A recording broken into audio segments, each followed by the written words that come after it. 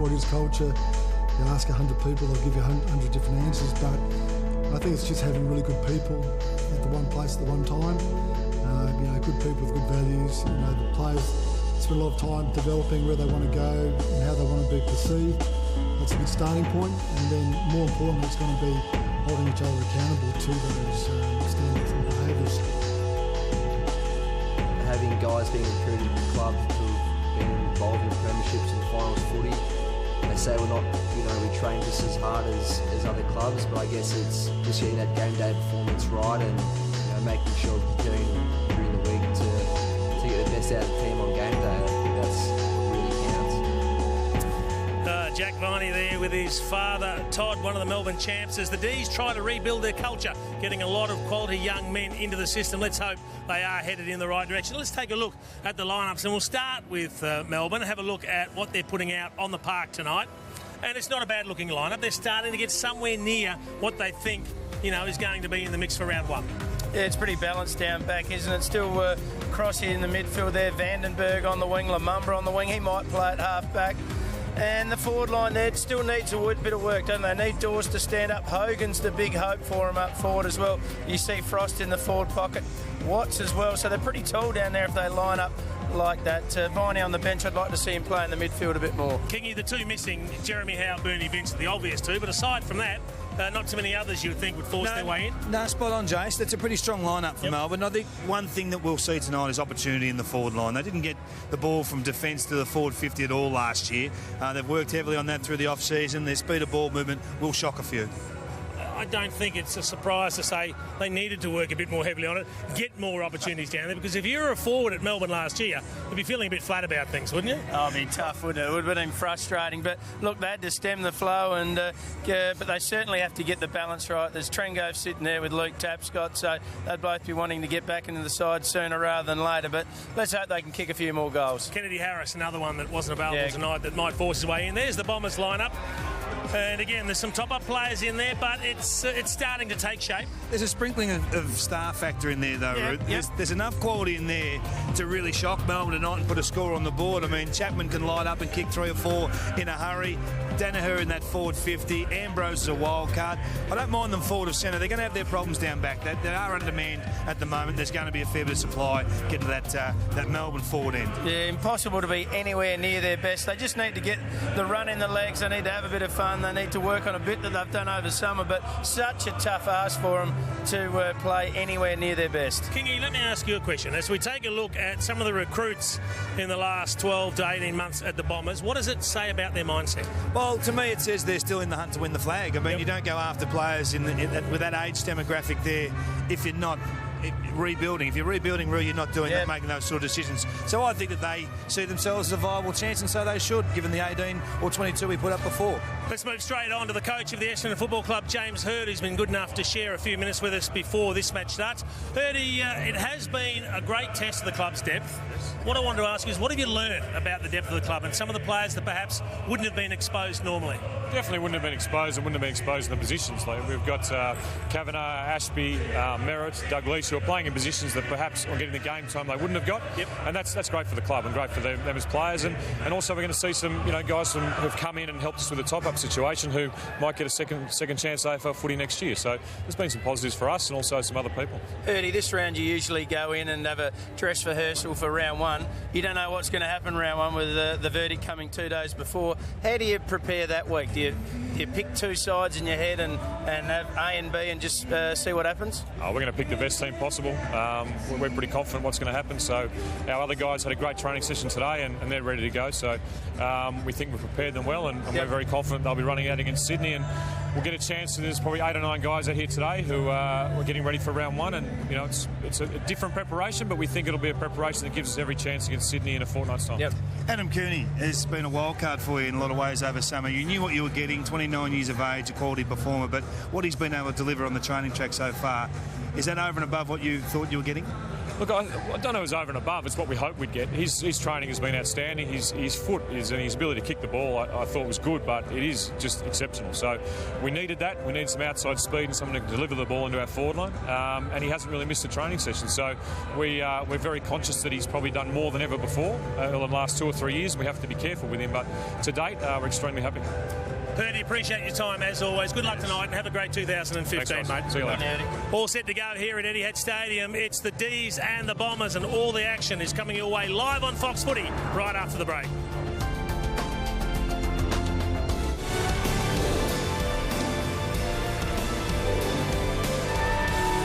It's a beautiful Friday night in Melbourne. As you can see, the roof is on and we've been welcomed by blue skies. We're not far away from the bounce. Essendon and Melbourne, and here come the D's out onto the ground. You can see it's 18 degrees, very pleasant, the Actron air forecast and weather conditions for the night. So it'll be a nice night to be sitting boundary side, that's for sure. We'll get down to David King in just a moment. In fact, he's ready for us now, Kingy. Brucey, thanks for your time. What are you expecting tonight? We just want to play 4 quarters. We probably felt 6 of the 8 have been pretty good. So just trying, like everyone, just trying to play your own brand of footy for longer, and we need to do it hopefully for 4 quarters tonight. Tell me something about Simon Goodwin I don't know. Let me think about it. Next time I speak to you, I'll get something for next time. How's that sound? 3/4 time then, eh? Yeah, no worries. Good on, mate. Good Thanks luck. Cheers.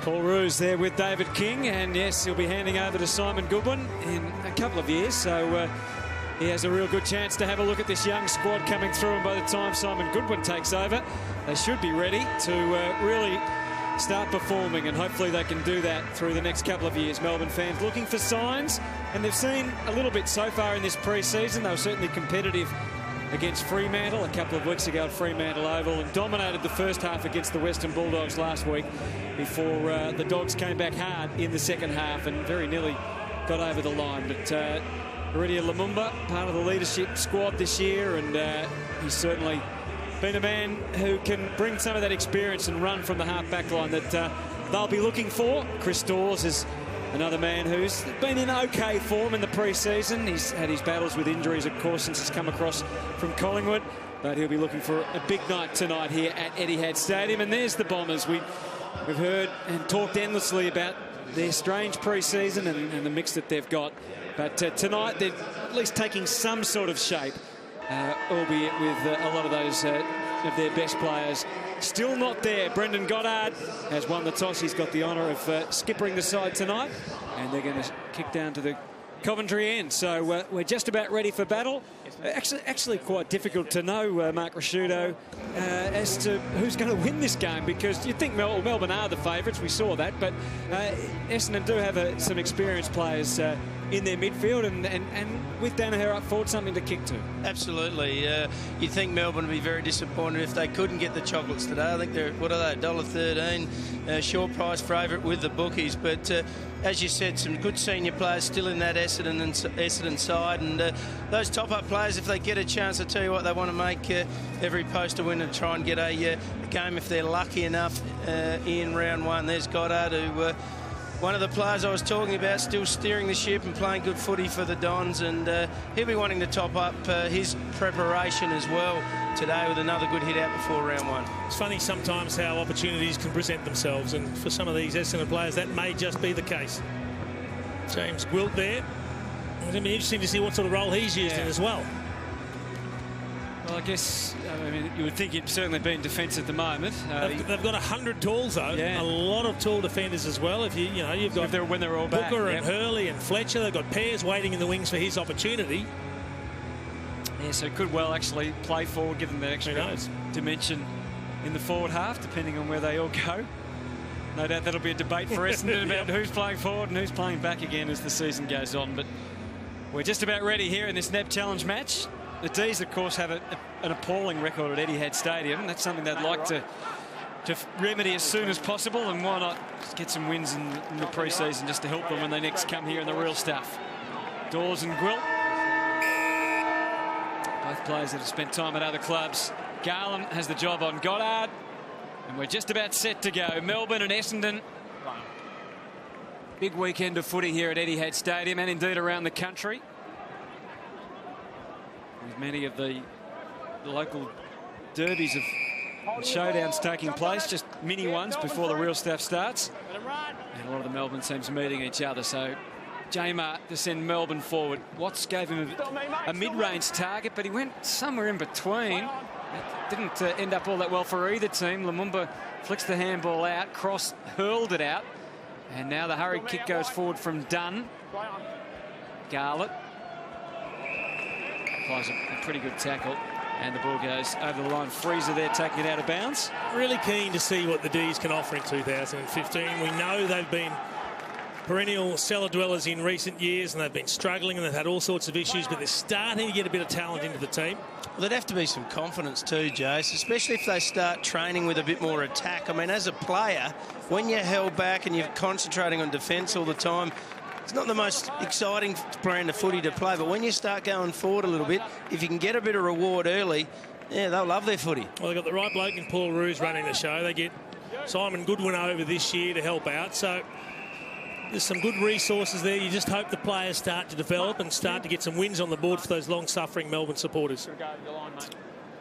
Simon Goodwin up there, partly obscured with Paul Roos, Jade Rawlings. Jade Rawlings, yep. Out on the full kick came from Gwilt. It'll be up to Jamar to try and hit a target, and young Hogan. Talk about young players that there's big raps on and high hopes for. He circled his way through the pack, got a good block, and in the end, he led unrestricted. No one went with him. Yeah, we saw him firsthand a couple of weeks ago over in Fremantle days, and he wasn't great, but gee, worked hard. He came up the ground and got into the game just by pure hard work. Which is all he's got to do, and it's funny how the harder you work, the more things start to go your way. So Jack Watts, he's thinking central. He's thinking some tall timber. The fly from the young man we saw, Vandenberg, a couple of weeks ago, who came on and kicked a goal after being the sub. He had an opportunity there which he just let go. The other thing with Melbourne too, you just don't know how much players can improve in a better environment, so don't be surprised if you see a number of blokes have career best seasons this year. Kavanagh had it first. Cooney was in the mix as well. They're trying to get it out of there, the Bombers. Vandenberg up and down on the spot. Eventually it came out to Jones. He works it through Salem. Again, they go to the hot spot at the top of the square. Good stuff too from Hogan. Created the contest and let the little blokes go to work. Oh, Garlett's through it apparently. A little unlucky because he never actually had control of it, but in the end it certainly looked like he'd thrown the ball. I like what they did from that pocket before, Roo, with Watts centering the ball. Set play, isn't it? It's set play, it's drilled, it's predictable, and they kept it away from the Essendon Talls. It needed a good spoil from Bagley to stop them actually having success with it. And as you said, Hutto, Hogan contested there. He brought it down, and as a small forward, that's all you want. You want to be able to read and understand what your big fellas are doing and where your midfielders are kicking it to. I like this. They're desperate to use the corridor, bring it back into the middle. Jamar, he looks to pinpoint a teammate, and that teammate is Sam Frost. So if he does spend time forward, I mean, they do all of a sudden become quite tall. This is really exploiting the corridor. I like it. Good run from behind. Tom McDonald, he's a talent. Holding. Now. Yeah. And it looks like it's going to be Vandenberg again to have the shot. He's a good size. He's a prolific ball winner at the lower level, but he looks a good size as well. A very good size. And as you say, if you play in midfield at that lower level, he'd be monstering a lot of other midfielders, but starting forward, he competes well. He's your old 6'2". A bit of a shiner too, isn't he? Yeah, I think he has, Roo. Might even be two shiners. What's a pre-season without one or two of those, Roo? Bit of boxing. Caught one on the snoz.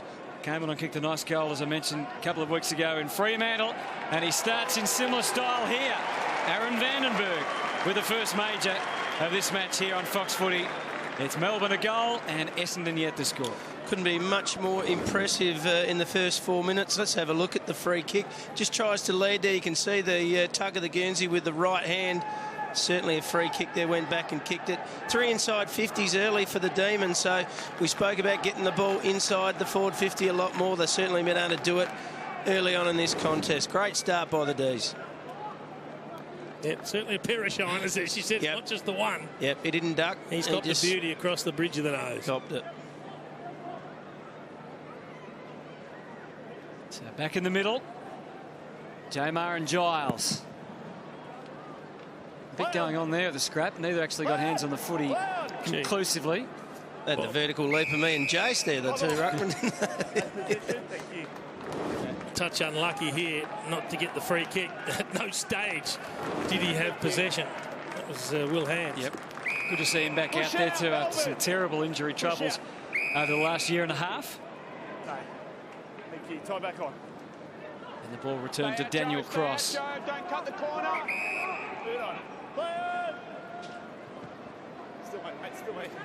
Didn't give Frost much of a chance to take the mark. There's Hands. Competed well. Good follow-up tackle. They got swamped there, the Bomber defenders. Jones tried to wade through and hit a target on the way out, which he's reasonably able to do. Laverde took it nicely. Good to see him getting a chance. I guess Good they kick. all are. They've Great worked it in by. This is Marty Gleeson running through the middle. Good aggressive use of Hands too to Hams. And now they can build again. And the kick was delivered into the 50.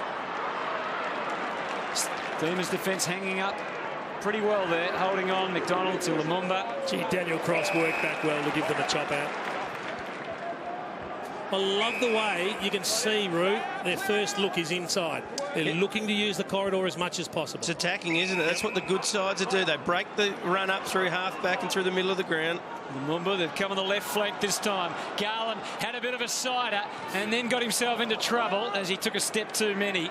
Garland waits and then applies the big wraparound on Bagley. And the ball is out of bounds. So one of the problems with the Essendon side, why they've got these top-up players and players that haven't played much footy, the team defence is not going to be there because they haven't had an opportunity to train them. So Melbourne need to really take the most of their opportunities with that and get some good ball through the middle as they've done early.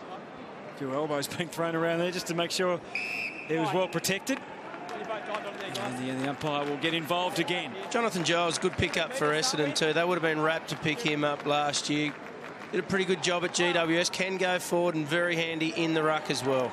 Smart hands for the Bombers, and they're able to come away with it strongly. The kick, though, a little ill-directed, and McDonald has a bit of work to do.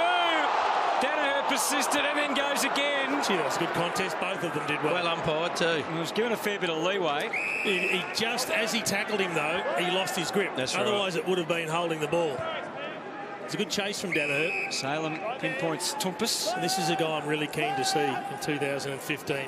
When you go... It's a big year for him. As a top 5 draft pick, there's a lot of expectations. He struggled with that, but by all reports, he's played very well, sort of coming off a half-back in pre-season, and they think that he might be ready to take the next step. Good running there. It helped create the opportunity for Matt Jones, who takes them even a little bit wider.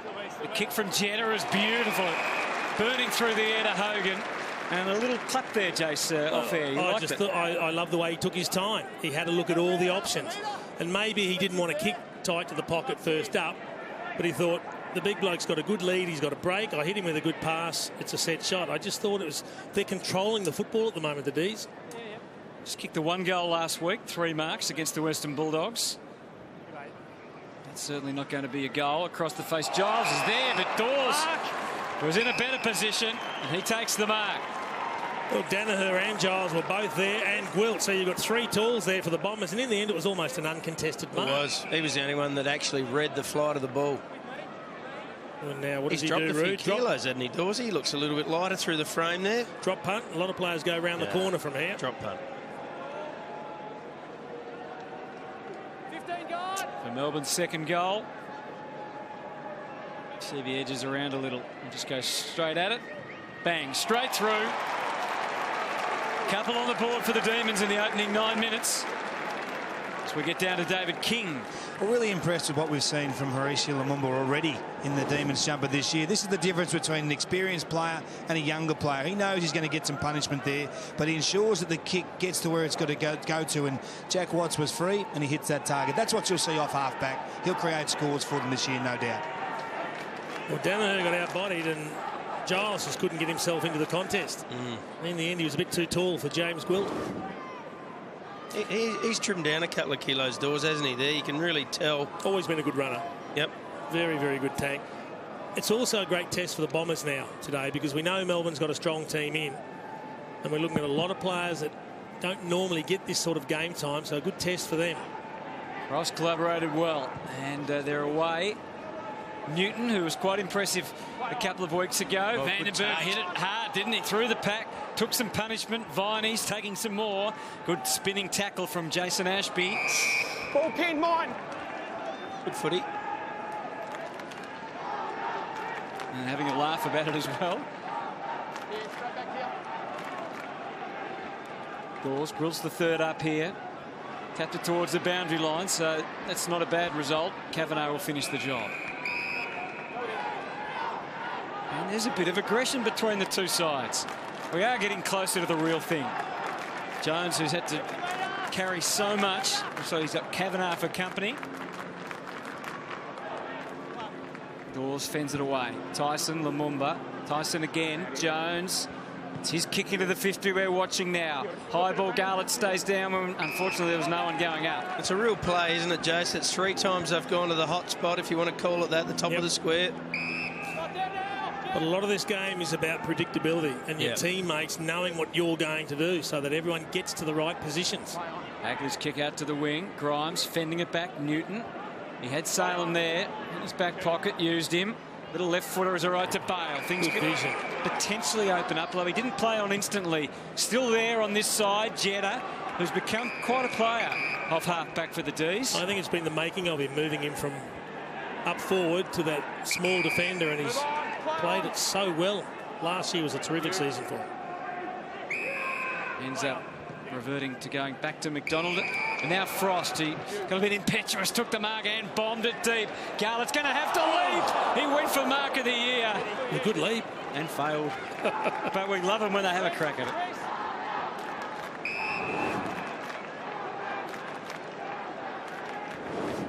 Down there in the Moorcroft area, with his big mark all those years ago.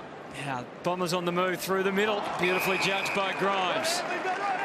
Takes the one-hander. Essendon only been inside 50 once so far. Melbourne 7 times for 3 scores. So they haven't completely capitalised. Matt Jones beyond the wing, little uncertain, but certain enough to have a bounce, and then made it the issue for Lumumba, who touched short. Yeah, a little bit of a Jimmy Cracker-like kick. McDonald, they're working it. They are trying to move it forward, Melbourne, but they're not going at all costs, are they? They're still flipping it around a fair bit. And this time they turn over. Laverde. Paul Chapman, one out forward with Tompus. Ambrose got it down. Oh, Jones went for a bit of an early leap, but it ended up being okay. Tyson hands it off again. Salem with some pace up. Oh, here's him. Kicks it deep for Viney. Judged it well. Was their hands in the back? I think there was. Gee, Viney had space the whole time there. It was the second choice kick, and as a result, they turned it over. Well, it's back at you now because Ashby's kick gone straight to Frost.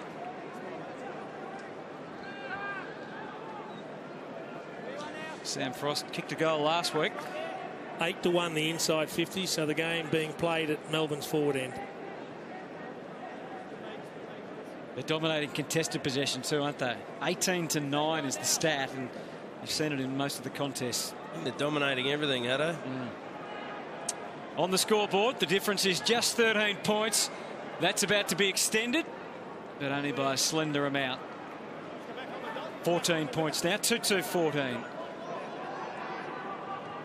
And as the boys said, Essendon only going in once, and that was unrewarded. So they'll be looking to change things somewhat as Goddard hits to the leading target of Ambrose. He's been forced well up the ground. Good overlap from Gwilt, and suddenly Bombers are at half forward, and suddenly they are a bit of a chance to go forward. Edwards, we saw he was dangerous a couple of weeks ago against St Kilda. Kicked 3 goals in that game, but almost came unglued again. Hurried kick into the 50 from Gwilt. Chapman versus Lumumba. 2 hard bodies going at each other. Little short kick from Chapman was a smart kick. Giles paid the mark. Lyndon Dunn not sure that it went to 15 metres, but what did you think? Good enough. Yep. Okay. It's a good quick kick too, Giles. He is. For a ruckman, very good kick. Yeah, certainly showed that he can kick goals in his time with the Giants. 18 goals the first year, 14 the second, 7 the third, as he got less game time with the arrival of Shane Mumford. And as you can see there, it's just a minor. Demons quick to move it back in, but Ashby was reading it. Just can't spoil Vine, who decided he would keep going. The momentum takes him to half-back, and then the problems mounted. Jones could have been rewarded. That was close to holding the ball. Very close. Lumumba brings it back, trying to funnel it through the middle. The problem was once he played on, he had plenty of space, but there was no one ahead of him, and he didn't have the pace to outrun the chase. Rushed handball, Tumpus Zaharakis got a piece of it. Ball still up for grabs. Zaharakis just hurling it out of there. Hurry kick was a little wild one, but it's worked out all right for Merritt, who can stroll into goal. So Langford set it up, and Jackson Merritt finishes it off, and Essendon finally score a goal.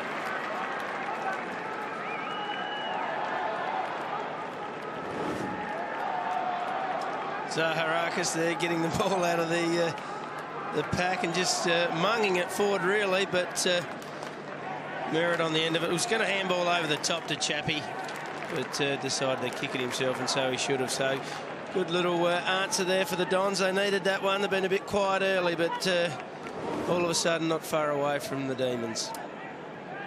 So Merritt kicks the goal. Big raps on Langford, Jace. We saw him a couple of weeks ago. Looked quite good, didn't he? Picked 17, he was. He did, and the coaches down at Essendon very, very keen on what he's going to offer in the seasons to come. Thank you. We'll need a restart in the middle. So as you said, Rue, a quick goal, and it does change the look and feel of this first quarter. Giles, Jamo got it down low to Jones. Garlett, sprightly as ever. Bagley's a good opponent for him. Ashby's copped a fair bit so far. Dispossessed again. Tell you what, I like the look of Frost up there, boys. He's big and pretty fast and pretty good when the ball hits the ground, too. He looks mobile, doesn't he? Matt Jones. Yeah, good kick. Good adjustment, wasn't it? Yep. And finds Jack Watts. Just the mark. Just pulled it late. He was going to bomb away, but good vision. It's only worth 6. Gee, I thought he marked it outside the arc. His feet just landed inside. A couple of false starts. He takes his time. It might be kicking for a 9. We've got the shot clock tonight. Oh, he's up and under. It's not going to be a goal. Bagley was terrific with his commitment, and they work it through for a behind. Theoretical scenario, Root. So you're 49 metres out the mark. Yes. Set shots for 6 points. Yes. And there might be the last minute of the game, but you're 8 points down. Yep. So you go back on your run-up, and you wait until the umpire calls play on. Yep. Then you kick it, it's worth 9, isn't it? That's right. Sure about that? Not 100%, sure. I'm just saying. But that's a scenario. I'm pretty sure, yeah. You could envisage a smart player doing that, couldn't you? I've got a feeling it has to go to another player for it to be worth 9. Is that right? Because the mark was originally there. But I'm not sure. We're always looking for loopholes around the rules.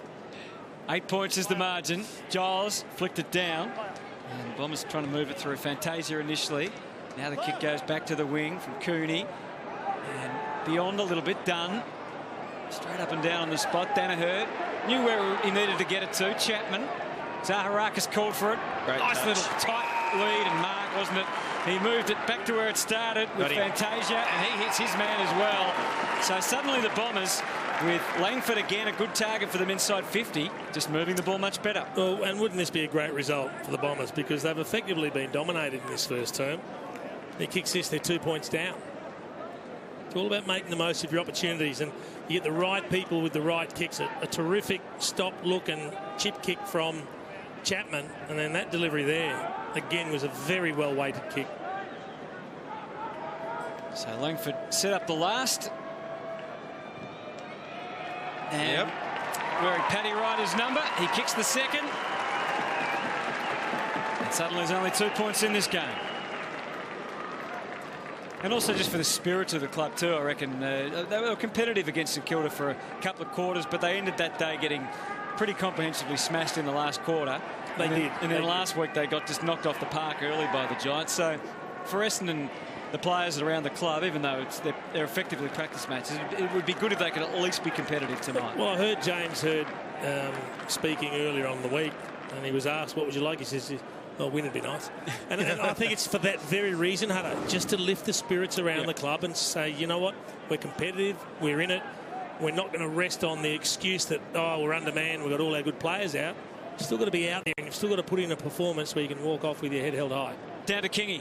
We've got James Gould down here on the boundary line. James, how's it going down there in the back line? Yeah, we're sort of a little bit under siege in the first half of that quarter, but we sort of got our hands on the footy in the contest in the middle, and that was starting to go all right now. So. You know all the names around you at the moment. It's a bit of a patchwork quilt down there. Yeah, it was a little bit difficult to get to know all the boys at the start, but yeah, going right now. Good luck. Thanks, mate. Cheers.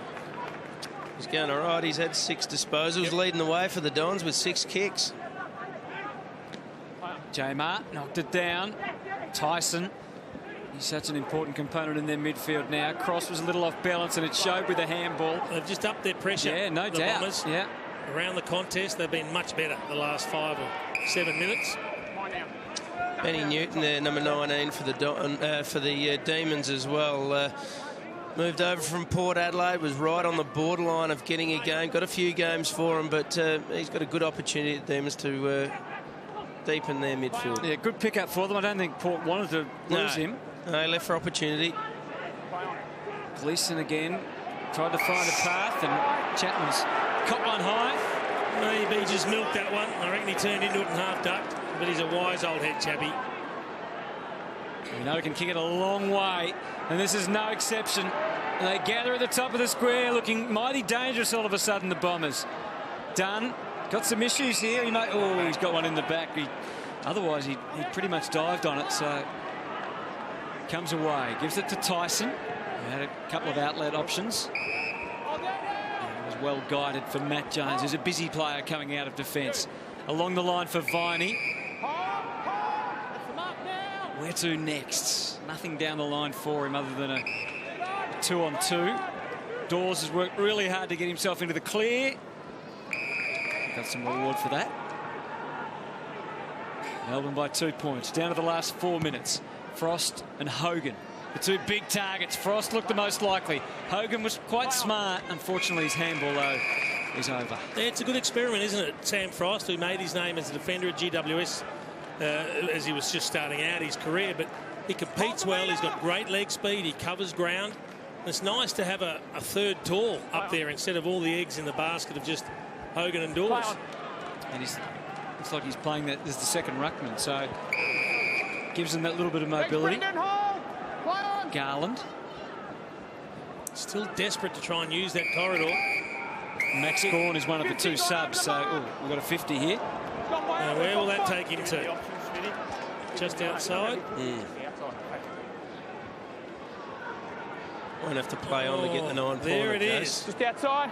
Just outside, so just for 9, went over. A good enough kick. Don't need to say come over, you go. Well, it's fair to say, I think, throughout the NAB Challenge, very few teams are worried about the 9-pointers. It's more about the normal game style and tactics. There's Frost again. He's been nearly quite a number of times. Well, other than the bag of footies, there's not much on the end of it other than a few bragging rights. The junior clubs are hoping. Yeah, a lot of junior clubs disappointed. They're not picking from everywhere. They'd be cheering in the country footy clubs, wouldn't they? Melbourne 15, Essendon 13. Last 3 minutes. Old Texie Walker reckons Broken Hill had to build a new shed back there a couple of years ago. He won that many bags for him, but he's only having a bit of a laugh. Giles looking for a free. Got the footy instead. Cooney, Zaharakis. So some of their more experienced players getting involved for the Bombers. Dalglish's kick is a bit of a skyscraper. Jones took out. Salem was in the gun straight away. Goddard wasn't going to let Dunn get to him. Jones brings it back in. It's a bit scrappy. Hams. Just squeezed it onto the boot. Under any cost. Cooney, he now feels it from Salem, holding the ball.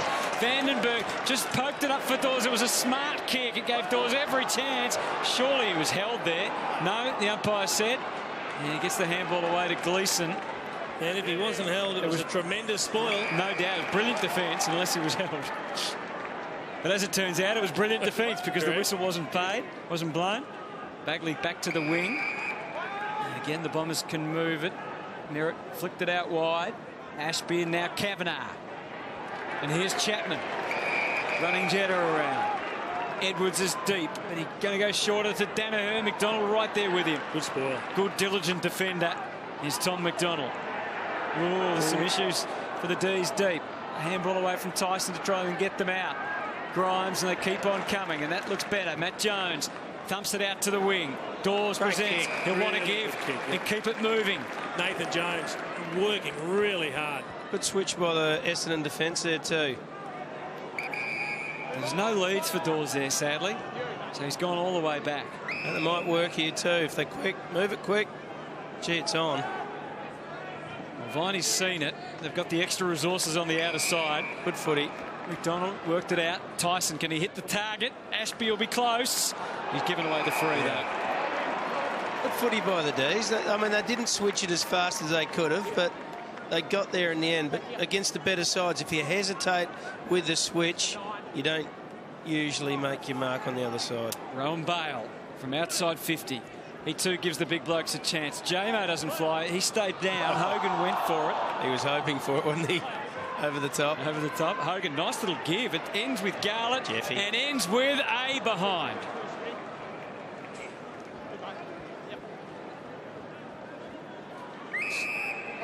Quickly into Chapman. 3 points the margin. Jaden Laverde had a couple of nice touches in this opening term. The Bombers suddenly up to the wing. Edwards was able to ride the bank. The bumper, now he's off. Sean Edwards with a bounce. He'll be looking for Danaher. He's tossed it up. Demons have got the extra number. Newton just got a fingernail to it to help out. Done, and he gets it back. And then again to Salem. So 15 seconds. It'll have to be expressed from here. Yeah, the players are aware of the time. A few of them just saying, slow it down, stop. It's just about quarter time. Interesting opening term from Etihad Stadium. Melbourne certainly dominating for most of the term. They've dominated a lot of the numbers. They've had 26 more disposals. They've had 17 more marks, 5 more inside 50s. But they only lead by 3 points. 2-4-16 plays 2-1-13 on a beautiful Friday night at Etihad Stadium.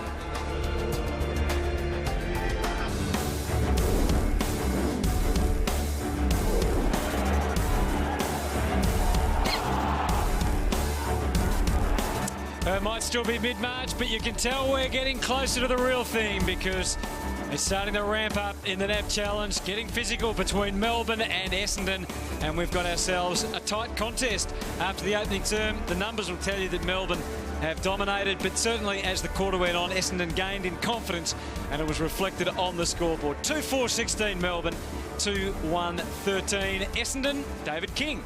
Down here with Mark Harvey. Mark, what do you got there? You got the little screen out. What are you showing the boys? It's just a bit of modern technology, Kingy, as you know.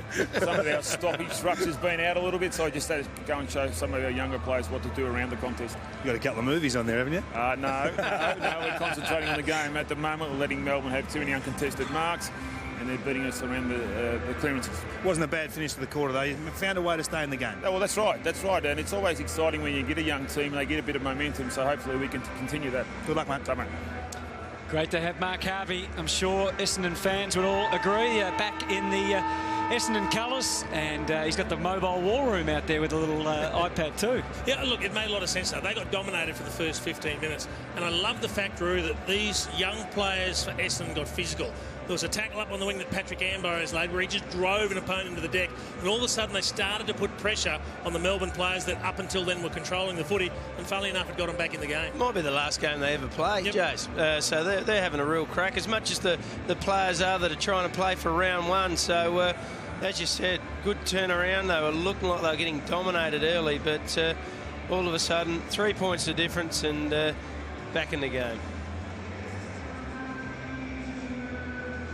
Been a while since I've seen a number 70 out on the footy field, though, Jace. It's interesting. Frosty was very good in the first quarter. Like him. It's interesting. No surprise they're battling a bit at the stoppages and the clearances. Yeah. I mean, you've got Zaharaka starting in the middle, but alongside him you've got Hams and you've got Kavanagh. They're up against Nathan Jones, Daniel Cross-Chavine, much more experienced midfield from the D's. Giles, more interested in J-Mar than he was the footy. Somehow he got the Sharon. And Jones went straight into the brick wall and earned himself a free. Not sure he had a lot of option there, Gwilt, because it kind of turned into him, so nothing untoward in that. Flicks it up into the 50. He had Vandenberg on his own and eventually gets there. He's already kicked one, and now he's missed his second chance. He favoured the banana instead of the left foot. May not have much of a left foot, if that's any indication. There's a thumping kick in. Kavanagh was in the sights. Well done by Garlett. Harassed him enough, and the ball was turned over. And it got to Garlett, who gave to Jones. Pretty reliable method towards goal. And here's Dawes to take the mark on the lead. It's interesting, that battle up on the wing. Sometimes I reckon players are too worried about doing what they think needs to be done. Kavanagh maybe should have just kicked it off the deck and kept the ball going forward. He tried to control it. He then got outnumbered. That created the turnover, and all of a sudden it's Dawes having a shot for goal. So Chris Dawes to give Melbourne the opportunity for their third. That's certainly not going to be a goal. They've all got a chance to run and jump. And Frost was right in amongst it. 4 marks already, Chris Dawes, so good start. Might need a little bit more goal-kicking practice. That was a long way off target, and he struck it very well. Yeah, he leant back a little bit, pushed it across.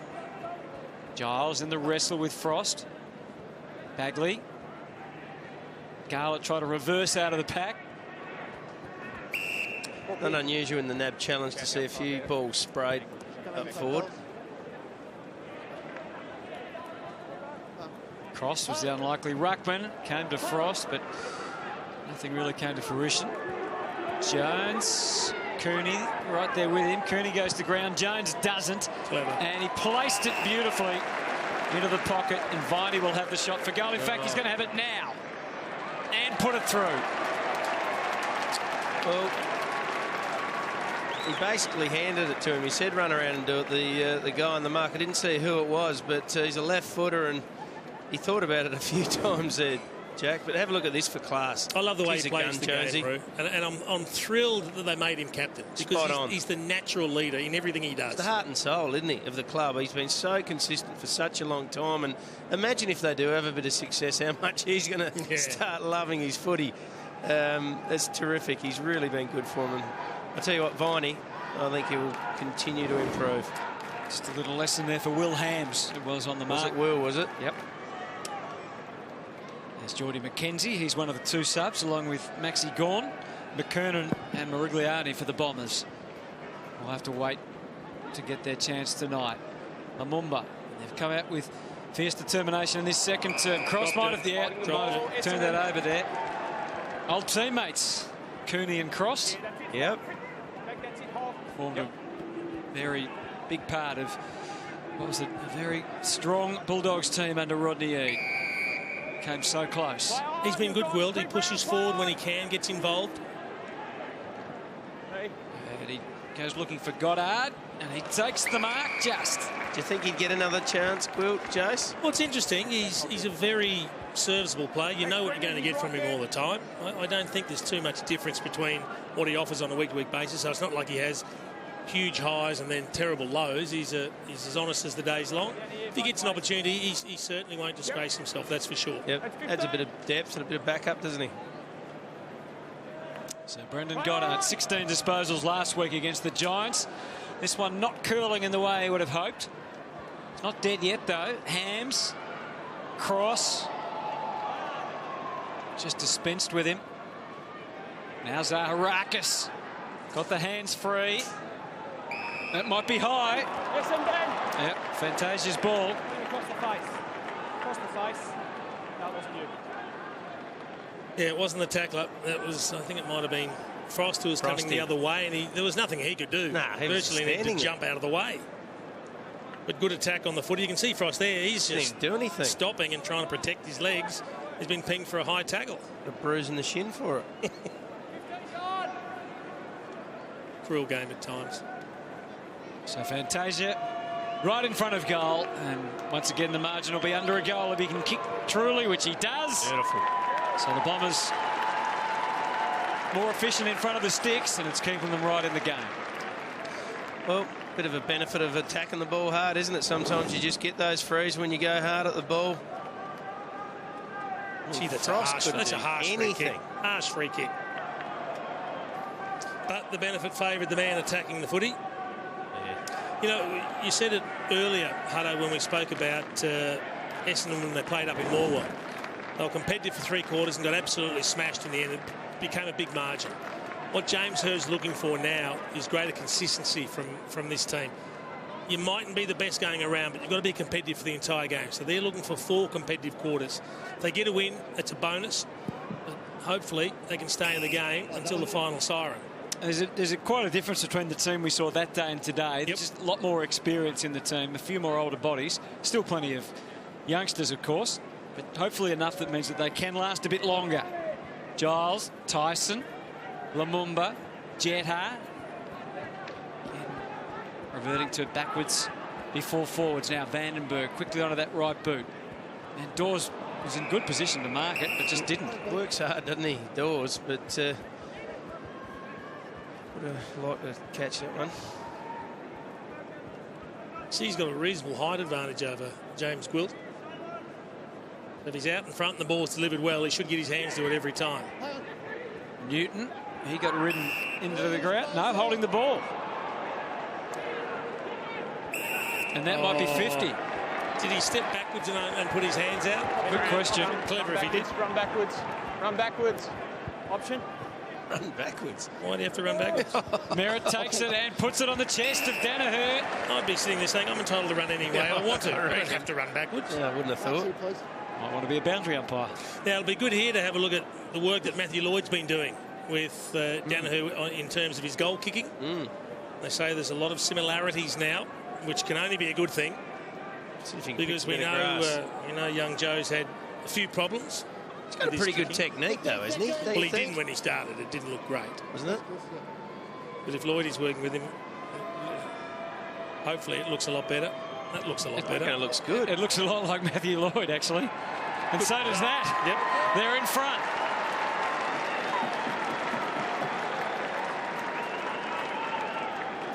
Lloyd is enjoying that. Well, you know what? It looked a lot more fluent, didn't it? It had good rhythm about it. Good technique. Good momentum.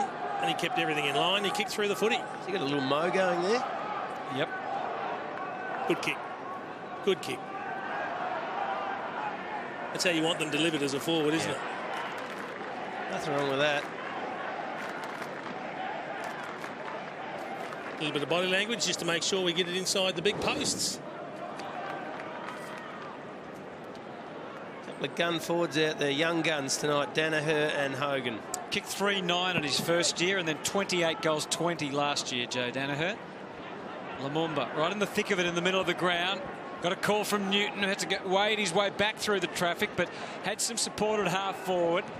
Tyson's kick, not great. Melbourne have just lost their way a little bit in their last kick into the 50. 50 this year, Danaher. Is that a good target for him, Jason? I know you don't necessarily set a target, but that'd be a good progression. Absolutely would be. Well, it's been a real issue for the Bombers, hasn't it? Getting enough goals in their forward line from the amount of inside 50s they've had. Giles over the top.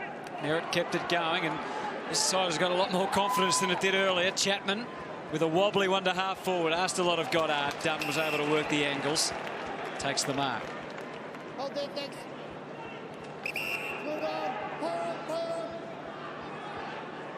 Down the line goes Dunn. Gwilt close checking on Dawes. Giles just sheer weight of numbers there for the Bombers.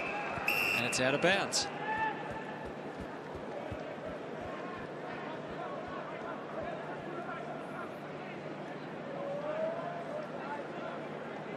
Hogan's back in the goal square, having a bit of a push and shove with Josh Freezer.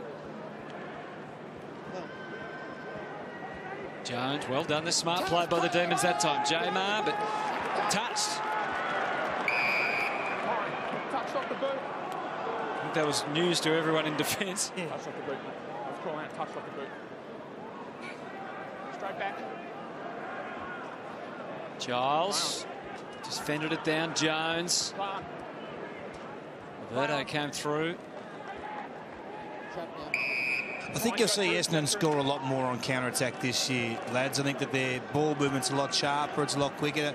They're challenging each other to make quicker decisions once they get ball in hand, and I think that's been evident already tonight. You reckon they'll move it faster this year, Kingy? Because they were pretty sideways at times last year, weren't they? Backwards and lateral more than any other team in the competition last year. You won't see that in 2015. Nice little steal from Hogan, but Dawes doesn't capitalise, and he's not happy either, the big man. Good to see some passion. Wasn't a great kick, though, it's fair to say. It wasn't a great kick, but I like the work of Hogan. He got involved. He's being physical. He's 101 kilos, the youngster. It's good to see a young bloke get in and throw his weight around. Giles got it down. Peter, just keep an eye, watch the goal square. Watch the goal square. They're having a go at each other. Pretty quiet at the other end of the ground. Pushing a shove here and there. It means there's lots of numbers inside this forward 50. Cooney, half handballing to a teammate, half trying to get it to the boundary line. Well done, Vandenberg. Back around the corner for Dawes again. Had to combat Giles. And he gave away the free. Back here, please. Max there. Chris with me, please. Thank you. Plenty of discussion between the umpires and each other and the players. That's it, got it. Hold there. Dalglish. That last line goes back to Jones, and that's a behind kick from about 30 metres out. That's okay. We'll start again. You hit the kick out, start all over again. Put that one out of the memory bank.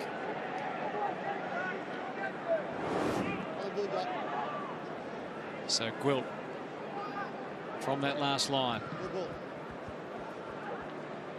McDonald comes late. Good timing, gets it over the boundary line. So they've got Gwilt with the kick-out duties at different stages. It's funny, throughout the NAB challenge, we've seen the torpedo coming back in for kick-outs. A number of teams have been using it. We've seen some big bombs. Saw Suckling do a couple last night. We saw Jamison kick a couple of beauties up at Bendigo. Look forward to seeing, hopefully, Dustin Fletcher let a few go. Well, most of us love a torp, don't we, from fullback? Well, they're getting them past or to the centre circle. Might be a good addition to the NAB challenge to make it compulsory. Compulsory, yeah. 1 1/4.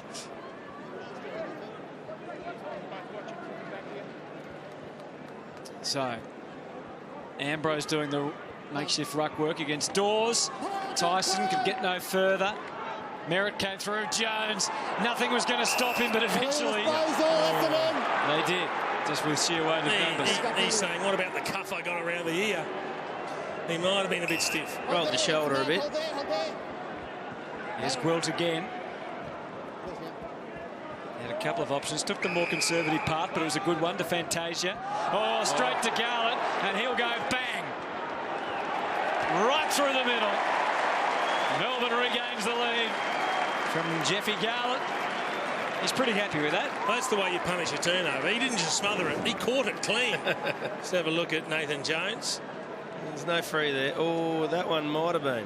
Kind of ducked into it, though. Yeah, the second one. The second one was there. Then he gets a little bit of Adam Cooney. He gives it a little head plant. He just caught that clean as a whistle. Steadied beautifully. And a great finish. I mean, they've desperately needed someone like a Jeff Garlett around the feet of the big blokes, the D's. He's dangerous, Garlett. He's best. He's very, very good. I think they're hopeful Dean Kent can be a small forward for them as well. And we've seen, I'm sure we'll see Kennedy Harris as well as he matures. Left out of the team tonight. But they do have some forward line power, Melbourne, if they can get it all working in combination. Kick goals and put pressure on too, Hutto. Gwilt back towards half forward. Toumpas tracked it back. Dunn versus Goddard is the main event here. And Dunn takes it over. So 4-6-30 Melbourne, 4-1-25 Essendon. Still twice as many inside 50s for the evening Melbourne. 18-9. And they've had 30 more disposals in total. But the lead is slender. It's just 5 at the moment and looking very precarious as Essendon go forward. He's getting a little frustrated, Brendan Goddard. He's not getting as much of the ball as he's used to. He's had just the 4 possessions in this first half. He's got a very experienced campaigner against him in Lyndon Dunn. They quickly ran out of options. Whoa. I tell you what, Tom McDonald allowed it to go to his chest as well. He could have marked it further infield if he went up and took it in the hands. Obviously a good judge. Wasn't a low degree of difficulty either there as he kicked it across the ground. That's a good kick. Garland, but that's better, and now they can run. Lumumba just dabs it, gets Watts. I like the way they're hitting those lead-up targets, Hutto. Vandenberg came up, but he's going longer than that. It's not going to quite get to Dawes, at least not on the full. He's still there if they can get a handball over to him. Vandenberg goes back to Tyson, and then around to Bale, and Lumumba knew it was coming. Ooh, got one high. Melbourne, first tackle high. Let's see if he launches.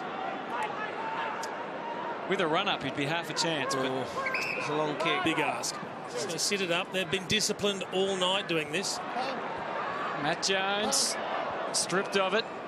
Bale crashed on in. Shout left. Left pace. Some of the talent Melbourne will be hoping to call on as the season goes on. Hasn't he missed some footy, Jack Trengove? Could easily have been a Tiger in the off-season. Couldn't get the right medical report. No, Another shame. Just hope he has a good run at it now. Yeah, he deserves it. Great kid. He's got some important scans coming up soon, I think. So let's hope that gets the news he wants. Ball ping.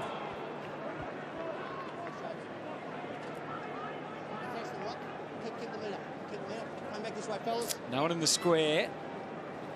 Despite the fact there's about 25 blokes around the footy. And Tyson just couldn't get himself free. Kept it in friendly hands, though. Garland decided to inch closer to goal, and that's what he got. Tried to duck through that one, but he was besieged again. Really good defensive pressure from the Bombers. 3 or 4 of them attacking the ball carrier.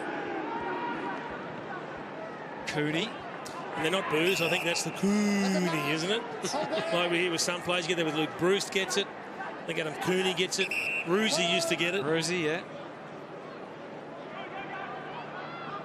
I think of going back to some of the other noises over the old Val Perevic with the old woof. And that went on to Ange Christou. Did tell. Yeah, he took it to a new level, Ange. Oh, woof. And here's Edwards through the middle, bouncing and sending them deep. Good body work from Langford. He put Jet under all sorts of pressure. Merritt couldn't get it onto the slipper, and so the Demons will dodge that one, although they've still got to finish it. It's out of bounds. So good pressure applied by the Bombers. Melbourne cheer squad finding some voice down there. Sit at the front, guys. Cross, cross. Leading by 5 points. They've kicked 2-2 to 2 straight for the quarter. And this man's been very good for them, Lumumba. Oh, good courage going back with it. Well done by Ashby. And now, Garland's made another steal. Can they catch him? He is off. And good pressure from Bagley made him really earn it. And as a result, he affected the kick. Well, it was a horrible kick in the end. That is great pressure from Bagley. I don't think Jeffy Garland believed he was that quick. But he just took too long. And we saw him get punished earlier. Bit of a fumble probably didn't help him. Good chase. He's making ground on him. That is good pace from Bagley. It's handy to have a small medium defender who's got that sort of toe to keep up with those sort of players. Vandenberg crashes through Viney and back into the maze of players and out again by Bale. Gets another chance, Garland. Just on that run that he's just done there, Roo, he needs to put an angle in that run, bit of shape in it so that you can shake the trailer type opponent if you like. Well, you get a metre as soon as you do it. If you do it at the right time, you create yourself enough time to pause and just steady. I don't think he's had that problem too many times in the past. I don't think there's been that many that have actually run him down or put pressure on him like that. Dustin Fletcher ran him down one day, didn't he, late, I reckon? Well, he didn't run him down. He dived from 11 metres away and actually got him with those long... But you're right. If he doesn't... what he should have done was cut sharply to the right. Yep. Just now. Cut across him, yeah. But he would have ran into him nearly there if he did that. Maybe. Early if he does it, he's away. Go, mate. You now. Gleeson coming one way, Hogan the other. Well done, Gleeson. Got it to Ashby and dabs it out into the back pocket. Dalglish. He would have heard the footsteps coming, knowing he had to handle it cleanly. Couldn't quite. And young Fantasia, he sees it over the line. Jace, we've seen the Bombers a couple of times through this pre-season campaign. I think Jason Ashby has been one of the players of the campaign so far. Agreed. I think he's certainly shown he's capable of playing a lot of senior footy. Merritt. Oh, it's not bad for Dalglish, and he's gone. He backs his pace against Bale. Got him. Now he's got 2 bounces, and he's going to keep on All going. the way. How about this? He's had 3, he's had 4. You've got to kick a goal after that run. Oh, no. Yes! Dalglish puts it through and thrills the crowd here.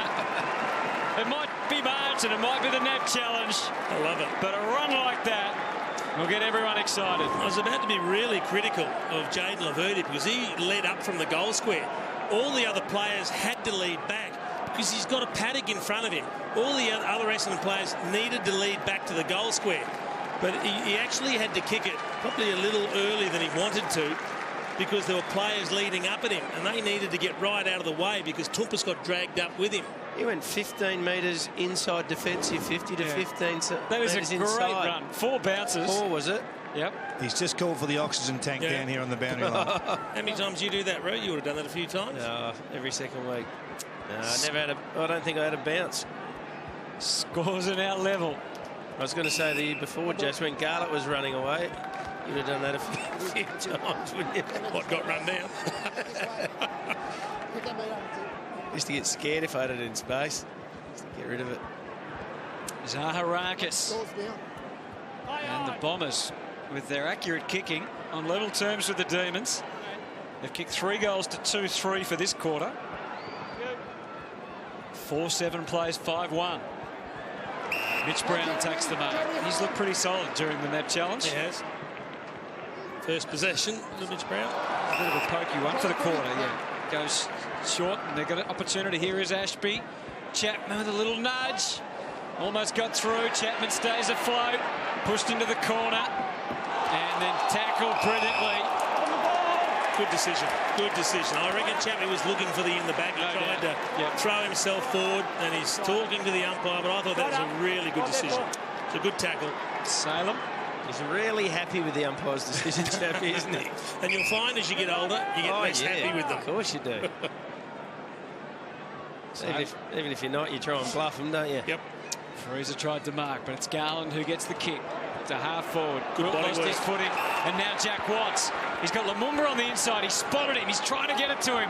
Working out the logistics. Sets it up. In fact, it's Hogan that comes. Eventually it was Lumumba. Garlett was nearby. So was Viney. Viney will find him surely in the square. And he does. And Garlett takes a long time to put it through for a goal. You don't want to do that too late in the quarter. No, you don't. I think Nathan Brown did that one day. Optus Ovals, it probably was it. Turned around and showed it, then turned back and put it through. It all started with the Christian Salem tackle. Deep in defence, a good chase. He doesn't ride him. He gets his body to the side of him as the momentum takes him forward, so he gets the free kick. And then it was just a matter of, I thought he was actually going to kick it. Just needed to get it out because he was there for an eternity, Garlett. Viney did well in the end. Tell you what's exciting about the Melbourne forward line as well. All their big fellas up there. Watts, he moves. He's agile. Hogan's agile, and Frost is agile as well. So even though they've got 3 big fellas in it, and so is Dawes. So you know it's a good mobile, big forward line with a sprinkling now of some quality smalls. Chapman did everything right except the kick, but a little bit of fortune for the Bombers, and it ends up with Gleeson. Here's Lumumba again, but Bombers able to rip it away. Suddenly they're inside 50 with Kavanagh firing for goal. Danaher taking the mark. He was quick to look down, hoping he was in the goal square, Danaher, so that he could get taken straight around in front, but it'll only be on a slight angle, and we're directly behind it, so we get a really good view of the new kicking technique. And mad if he doesn't have Matthew Lloyd similarities, because he was such a good goal kicker, such a good routine. And that's what it's all about, routine, doing the same thing every time. And as you saw there, went back, pulled the socks up. And did his best to miss it, but sneaks it in. Did it hit the post? I believe it's a goal. I'd just like to check if it hit the post. The Melbourne players think it hit the post. It's been a while since we've had a score review, isn't it? Can we check to see whether the ball hit the post? This is one of the innovations. The whole stadium now hears what the umpire says. Yeah. I don't mind that. I think you're in the crowd. Why not? He's got the ball ready to kick it out, Lyndon Dunn, so he's confident it hit the post, but I'm not sure it's going to tell us whether it grazed the post or not. How do you make a decision from that? You've got no hope. Matty Lloyd very nervous at the moment. Harry Lloyd. Do we see any sort of deflection from this angle? No. Impossible to tell. This will be a goal. They'll have to go with the goal umpire's original decision. Well, it does look, spin unless there's a bit of afterwards. curve on it. Unless it was an in-swinger. Goal. Yeah. Got to be definitive to turn it over. Lyndon Dunn not happy.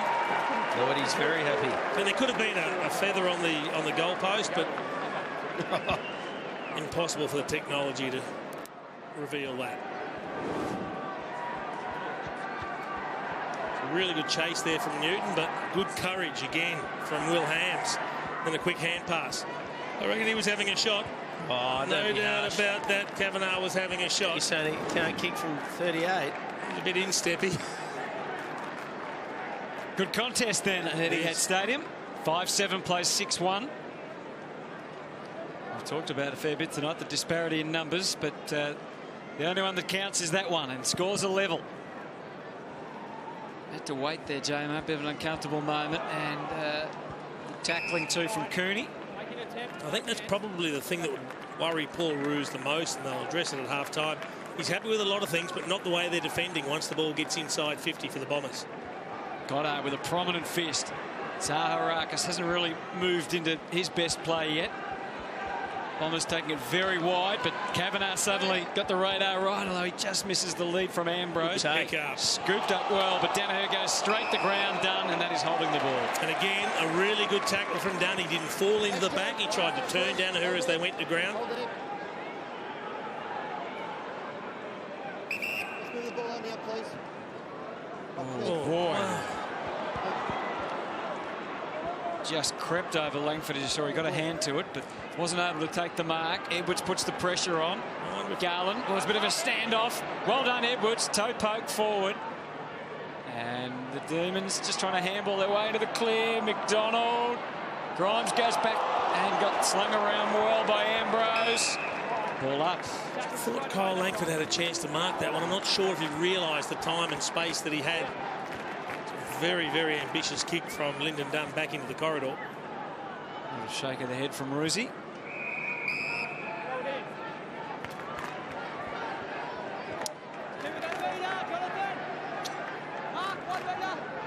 The Bombers would be happy, wouldn't they, boys? Be tied up at after the first 15 minutes. I think they've been terrific since then. Giles jumps all over it. Clearances are pretty much level at 19 to 18. So even though, as you said, Jose, they've been at some of those stoppages, they've been very inexperienced. They've been able to break level. Well, we heard from Mark Harvey at quarter time, and he said we're getting beaten in the clearances. So they've addressed that, and they've done it well. Great aggression, straight ahead play from Viney, but he had nowhere out of there. No attempt. He was rocking, trying to show that he was making an attempt, whether it was legitimate or not. The umpire decides it wasn't. Marty Gleeson goes back short, finds Gwilt. Again, it's a packed house inside the 50. So no hurry to get there for the Bombers, just trying to work their way around. Fantasia back to Gleeson. Every Melbourne player forward of the ball. Every Melbourne player is in a defensive mode now, coming back to form a zone. Ashby. To practice, you reckon, to shut down a game if they're in front there, Jace? Oh, Danaher climbed mighty high. Jones kept it going. Giles just somehow got it to the boot. And that's about where it ends, although Goddard wants to get them rejuvenated. It could go anywhere with that methodology. Back to Grimes again. Off the left boot. Gwilt, Salem. With not much ahead. Out of bounds would be a fantastic result for the D's. Oh, what a kick. What a great kick. It's gained 50 or 60 metres. Just a good lead from Danaher, wasn't it? Up and over the top. McDonald went with him, as a good defender should. Probably like to see him put his body between Danaher and the pack so he can't have that run on the jump. Give him another 12 to 24 months. He could be anything, couldn't he, Danaher? He's going to be very handy this year. Gone. Oh. Tom Tyson.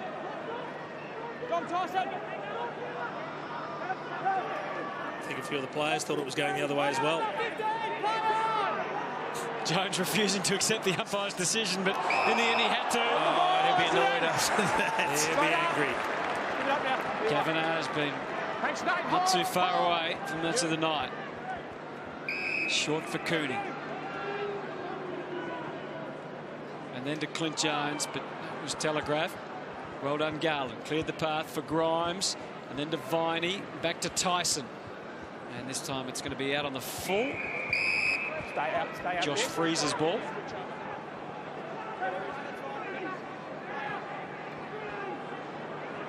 Mitch Brown try and clean this one up a little.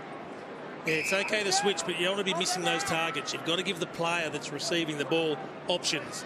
And that means if he doesn't like what's ahead of him, he can stop and reassess. But if the ball hits the deck, you're really committing him to making a decision very quickly. Oh, so I said he was a bit frustrated earlier, PJ. Fantasia along the line. Up to 8 possessions for Goddard. Lumumba's had 18 in the first half, and Tyson's had 17. As that one's worked over the line. Let's have a look at Goddard's little swipe here. Start the meter, okay, boys? That's it, hold there. Just him. Lucky at best. Wouldn't want that elbow hitting in March. Leading possession getter for the Bombers is Gleeson with 13. Wilt and Ashby both have 11. Lumumba gives to Viney, hunted down by Cooney. Tyson the next to fall. Holding the ball. Gee, there's been some good tackles tonight. A lot of players avoiding the momentum and not getting in the back of the opponent. Really good, efficient tackling technique. Waxing some more through the middle, racking up the numbers, the D's, but are they gaining ground? Oh, Jones has kicked McDonald, and now Danaher did what he had to do, but there's only a second or so remaining. So scores are level at half-time, and it's a hard one to read. As we've said, Melbourne have been in front in a lot of the normal key indicators, but Essendon have been very, very good since about 10 or 15 minutes into the first quarter. You can see plenty of verbal between Cross and Goddard. So there is a bit of feeling out there. We got that right from the start, and it's continued on all the way to the half. We're going to head down to David King in just a moment. It's Essendon 6-1-37 leading Melbourne 5-7-37. Kingy. Tom, how's it going out there? Looks like a good battle at the moment in the midfield. Yeah, it's pretty hot in there. They're definitely cracking in. So yeah, we've just got to beat them to the punch. But you know, it's pretty hot in there at the moment. You've had a good start, 16 touches in a half. Not too bad. I mean, I reckon they got on top of it for the last half. So as a group, we've got to pick it up. Good luck. Get in there and have a spell. Yeah, thanks, King. Cheers. Some words spoken amongst the Demons players. I think they're far from happy, but there's a lot to like about Essendon and the way they've gone about things so far. So at half-time, scores are level. This NAB challenge is a real challenge for Melbourne and for Essendon now. 5-7-37 Melbourne, Essendon 6-1-37 half-time.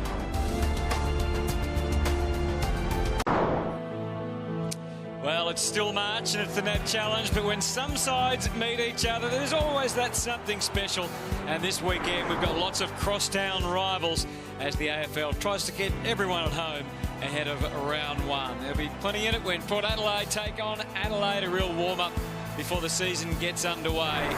And likewise, the Giants in Sydney. We know what happened in round one last year when the Giants were too good for the Swans.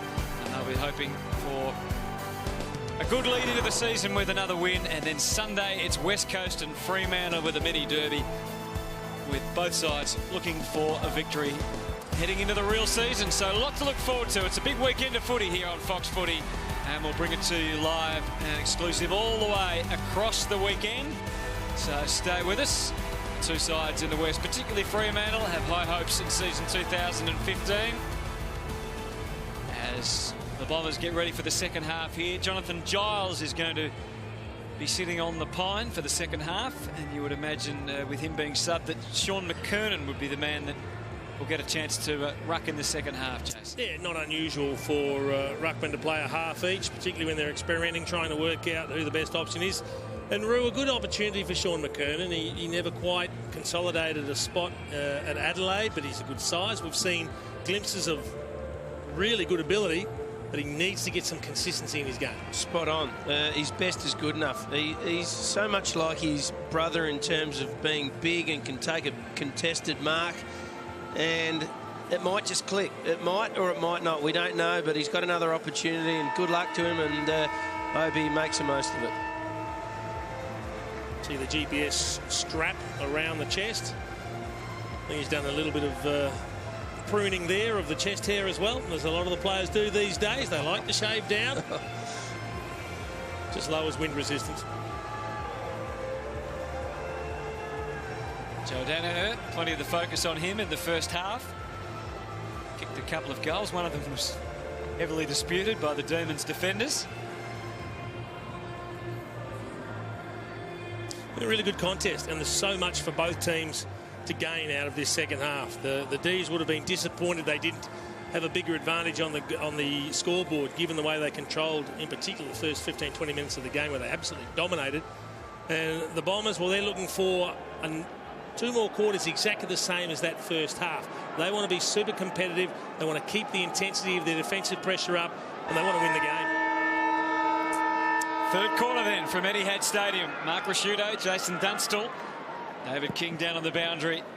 Bring you all the insights into these two teams as the fans get excited about what's ahead for the season, which is only a couple of weeks away. Hospital hand pass, not much J-Mar could do, but he rode the tackle well. This way, fellas. Keep that meat up. Keep that meat up. J-Mar and McKernan. Decisive looking knock.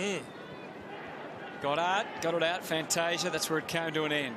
Dunn, wild handball. Fantasia again. He was fantastic. Bang. And the Bombers lead by that goal. And a little bit of a send-off for Neville Jetta as he goes past as well. He waltzed through there, and we spoke about how good their defensive pressure has been. Well, it was non-existent for the D's. That's the disappointing thing. The defensive sweepers aren't there. The numbers aren't there. Too easy. He goes around Lamumba, and then Nathan Jones is the only other one there at the stoppage, remotely close enough to put any sort of pressure on. It's the Bombers forward line, and yet they look to be about 10 of them to 3 Ds. Where were they all?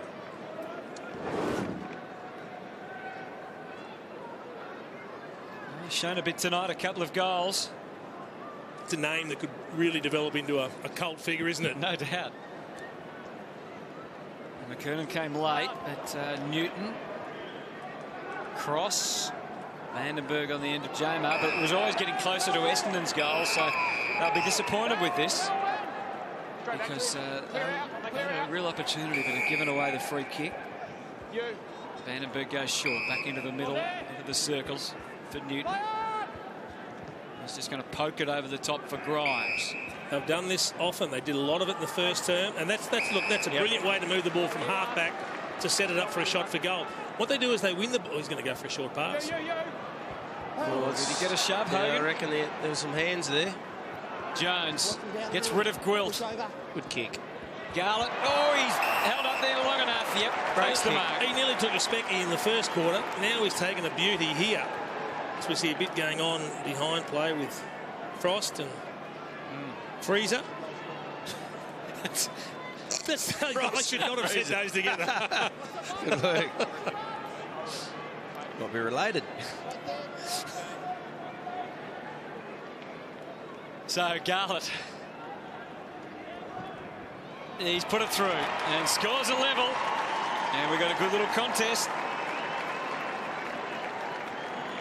Let's have a look if Hogan did have some hands in the back. Might be a bit of a tough angle to see it from.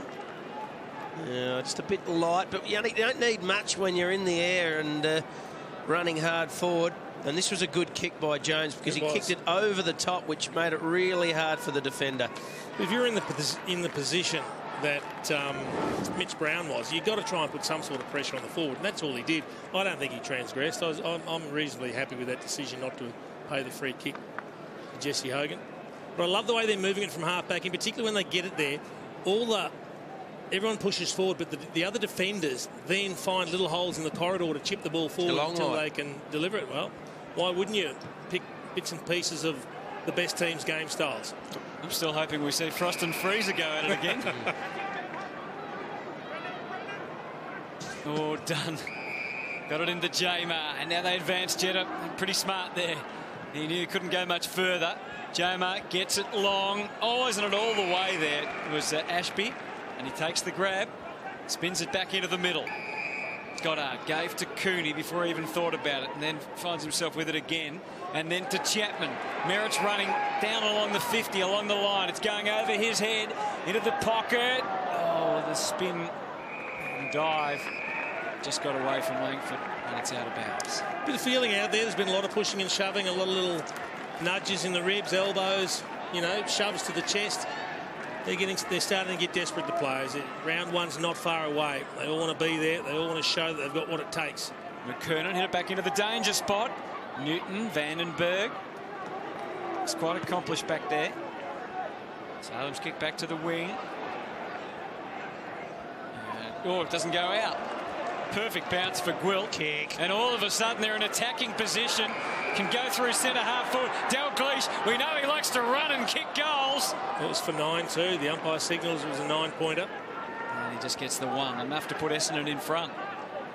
Kicked one of the best NAB challenge goals of all time. Deserved a bag of Sharons, that one, didn't it? And then he just sprinted 40 metres to affect that spoil. Really good work rate.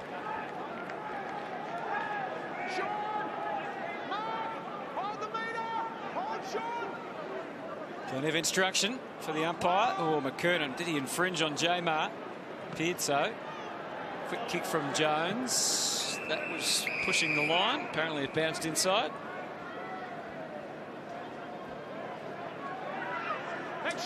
Six, 7:43 Melbourne.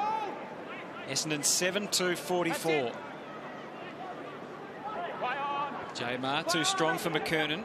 Didn't get good effect with the disposal. Lumumba to half forward. Dawes wasn't in the best position. Well done, Gwilt. Tell you what, just looking at the start of this third term, Melbourne's had twice as many possessions, 21-11. The same issue they had much of last year is getting the ball forward. It's 3-1 inside 50s in favour of Essendon. They've only had 11 possessions for the quarter. Yep. Wow. Jamar. Hobbled around on the head, but eventually McKernan got it under his command. Danaher met it and knew that he had to dish it, which he did. To Goddard and now Cooney, and they work again. Good combination through the middle.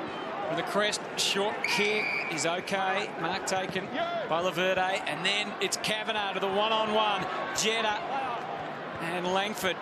He's probably got him for height, and now Zaharakis has got them all.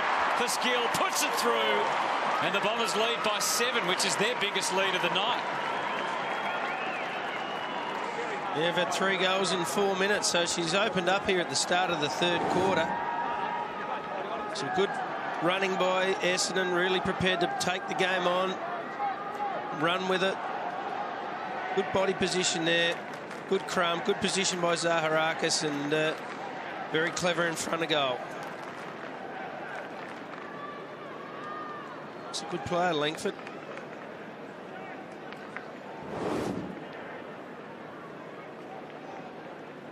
Zaharakis just finding his touch now with 10 disposals and a goal. Goddard's had 5 in 4 minutes for the Dons as well. Had a couple of 1-2s in there. Yes.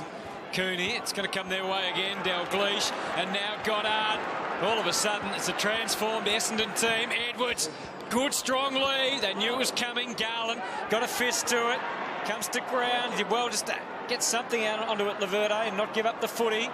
Hams got upended. Garland, with the aid of McDonald, thumps it as far as he can to the wing. They become entwined out there, and Mitch Brown marks it well. Danaher calls for it long, but it's going to take a while. Here it is. Oh, he's gone down, Danaher, and he's got the free. Well, he just got completely knocked out of it, got a hip and shoulder in the back. And we know the umpires are looking for this. They want everyone to be able to contest the ball fairly, particularly pack marks or 2-on-1s. Yeah. Just gets a nudge in the back as he's getting set from Lyndon Dunn. He made sure that we saw it. Saw Matty Lloyd at half-time when I was down getting a scone for you, Jason. So he's 2 from 2, Lloyd. He was pretty happy. I haven't seen it gone, Hunter. Might have lost it on the way back. So Danaher to make it 3 out of 3. Oh, no, it's the post. That did hit the post. He tried to do it last time, didn't he? He almost missed the last one. But what I do like is he's increased the margin for error. So I like the new setup as we see that one-on-one mark. Mitch Brown was very good. I like the fact that he's giving himself the best chance. In other words, using the widest space between the 2 goalposts because of the fact that he's got everything centrally aligned. So it's more forgiving if the ball doesn't quite strike the boot perfectly. Like we saw at the other end late in the second term, he's still going to be able to get away with some average kicks because his routine and his setup is so much better than it has been. Matt Jones. They're outnumbered again, the Demons. Bagley thumps it away from Bale. And having a much tougher time, as you alluded to before, Jason, just with their ball movement now, Melbourne. Well, and all of a sudden they're not being as daring either, switching in the middle. We still see them use the corridor when they can, but they tried to pull the trigger at every opportunity, particularly in the first term when they controlled the footy. Frost knocked away McKernan, poked it down to Kavanagh, then fed it back to Goddard. Now torpedoes it inside 50. Edwards has got good pace. Jones cleared the path for him, didn't get the bounce he was after. Jones was the meat in the sandwich. Edwards going to have a crack. No, he centres it well for Danaher. He got a push. He's been paid a free kick. They played? No, they haven't played the advantage. Really good lesson for Christian Salem. He had the chance to rush the ball over the boundary line, and he was more concerned with the man. He tried to take the man out. The ball stayed in. It stayed alive. It ended up with Danaher, who goes back to Freezer. The freezer.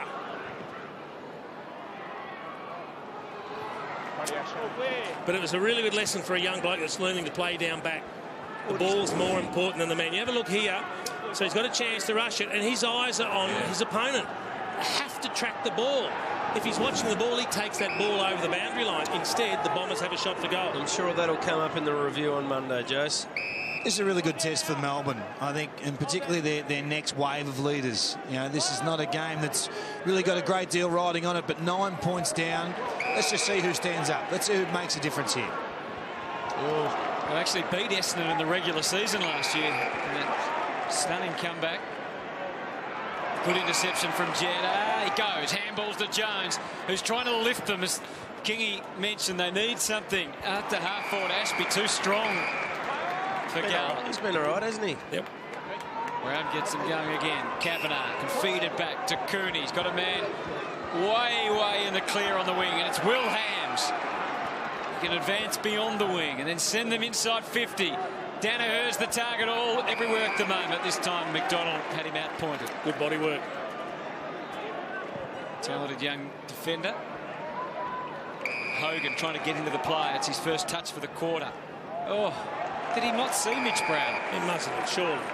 It's a bit of a camouflage sort of uniform, isn't it, that they've got? But, gee, he was just on the wing and he pretty much kicked it straight to him.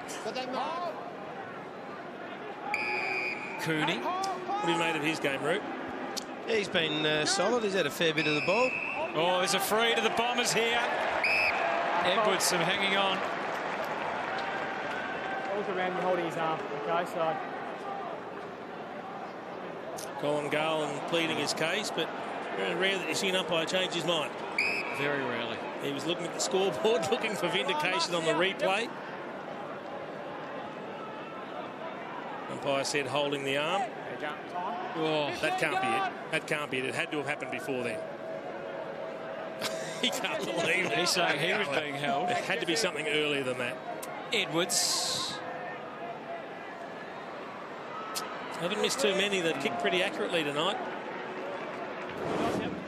So let's have a look early. Does he wrap that? Right, okay, so he's got the arm. That's fair enough. You grab an opponent's arm with 2 hands to retard him. No problem with that being paid as a free kick.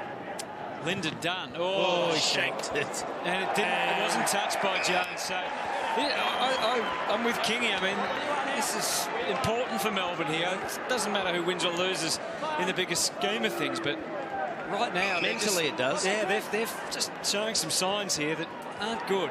Well, you talk about a young team that's trying to rebuild and they're trying to work their way up the table. All of a sudden, if they get a touch-up from a put-together make-up team that's got half their best players missing, that's going to be a real blow to the side to their confidence. Absolutely, I agree with Kingy wholeheartedly. Frost takes his turn in the ruck. McKernan. He's looked good, Roo. Every contest he's been at, he's been aggressive. I was just thinking, let's just say they don't have their best side in round one. Essendon, he'll play McKernan, will he? Will he be there rucking with Giles, or will Danaher do the second ruck up forward? Well, that's an interesting one. That's the big decision that a lot of do they throw him in deal with. Danaher, do they, and make him ruck? Another opportunity for Edwards, and he couldn't quite cling on.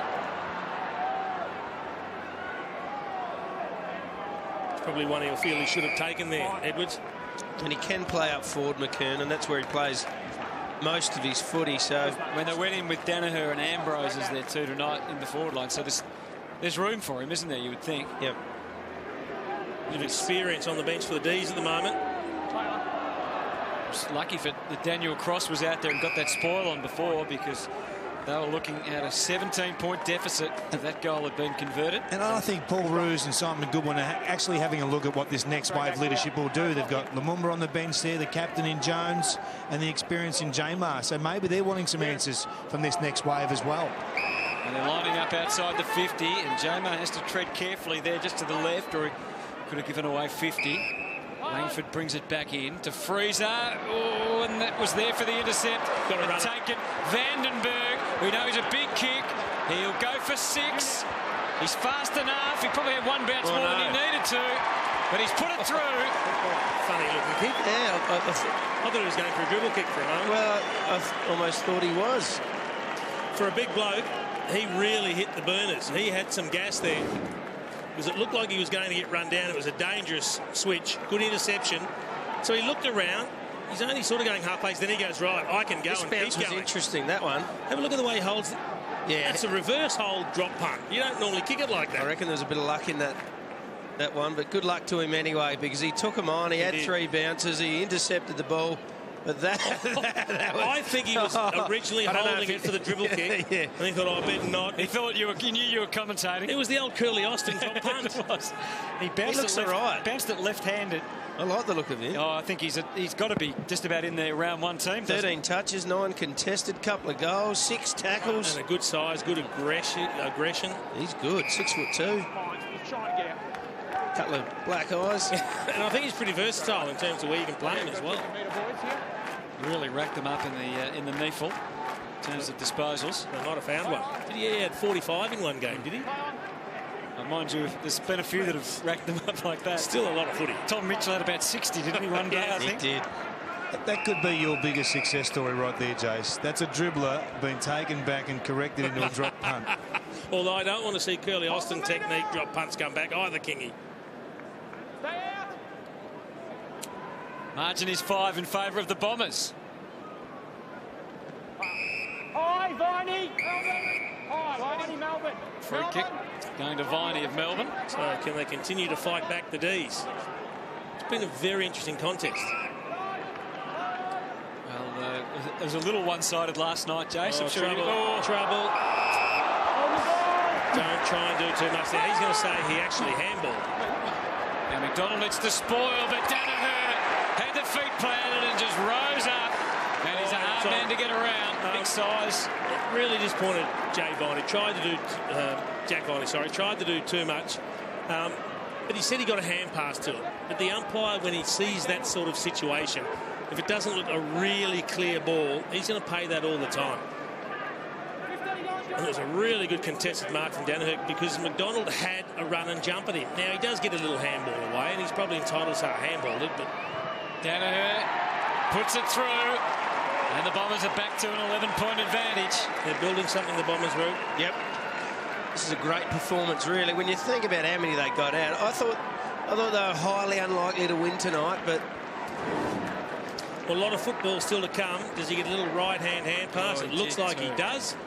But again, you can understand why the umpire would pay that. He's taken him on, and then the ball just dribbles out The umpire may be on the wrong side of it to see the fist make contact. But that's a really good contested mark because McDonald has a run and jump at the spoil.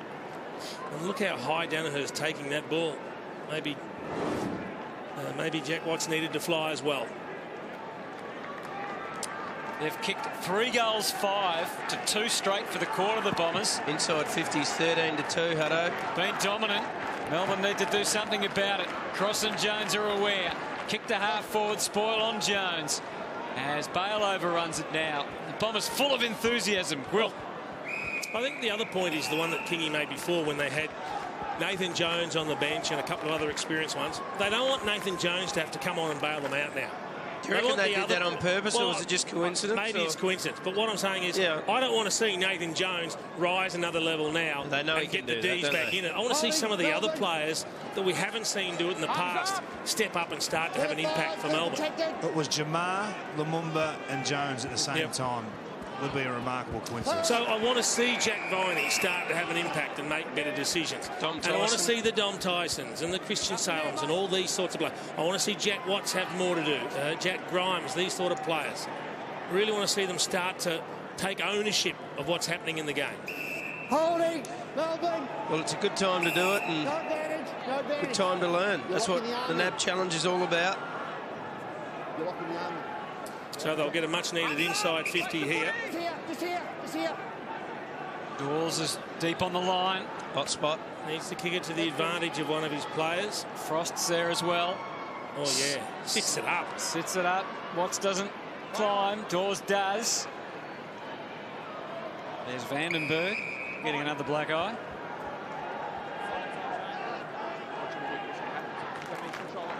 Margin sits at 11.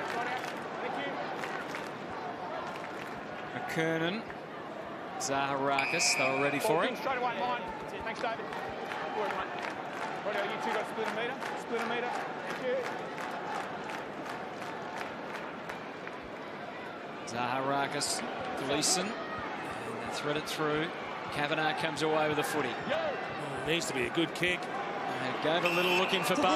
Melbourne. Play on now. Back to Garland. And he's put it out in front of Dawes, who gets on the bike and takes the mark. Just inside the 50. I think so. It's only for 6. You know, it was a big kick. Needs to go back and kick the goal, really, for Melbourne. I think he fancies it too. Having a bit of a look, though. Hasn't been a massive factor tonight. He's covered a fair bit of territory. All good forwards have a look, Rude. And then ignore it. Yeah. It's had 6 disposals and a goal. So Chris Dawes to cut the margin to 5.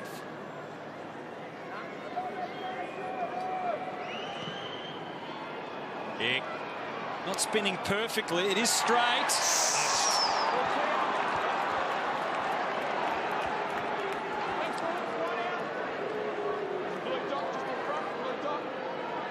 10 points in it. Gleeson. Yeah, Gwilt. There's a bounce, buys himself some time, goes for a one-on-one on the wing. Dawes and Freezer. Cross, just got it to Bale. It's a good movement, but let's see if they can get something going forward. No, it's more of the same. Cross the ground, maybe. McDonald. Jack Watts has got up and running. He's worked hard, Watts. This is a really long lead. Not rewarded, but good to see him working like that. It creates space behind. Did perfectly, didn't it? Oh, Bale had to mark as far as Melbourne were concerned. And now the Bombers escape. Bagley comes away. No one to kick to because everyone was up chasing. Try to map out a plan. Danaher. The hands are good, aren't they? That was a good clunk, that one. And he goes back. Hold there, hold. How about that kick? Move on. I'll take it, mate. Danaher went off the ground after taking the mark too, so they suddenly don't have a target down there. Really liked that hard lead of Watts before. And it worked perfectly because it created space behind, but Bale just had to hang on to that mark. It's good to see players working even when they don't actually get reward for that work. Kavanagh, who's been opposed to Nathan Jones tonight, giving them some offensive options. Fantasia! Good grab.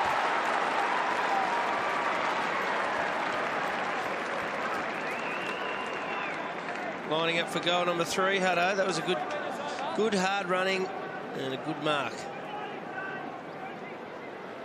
Gee, the momentum's really shifted in this game, hasn't it?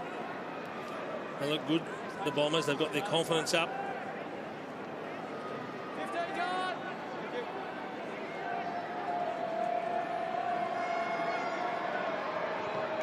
Shoots for goal and misses. Nothing overly confident about that. Let's have a look at this one. It's a bird's eye view. You can't ask for a better. Oh, yeah, touched right on the line by McKernan. Really good leap.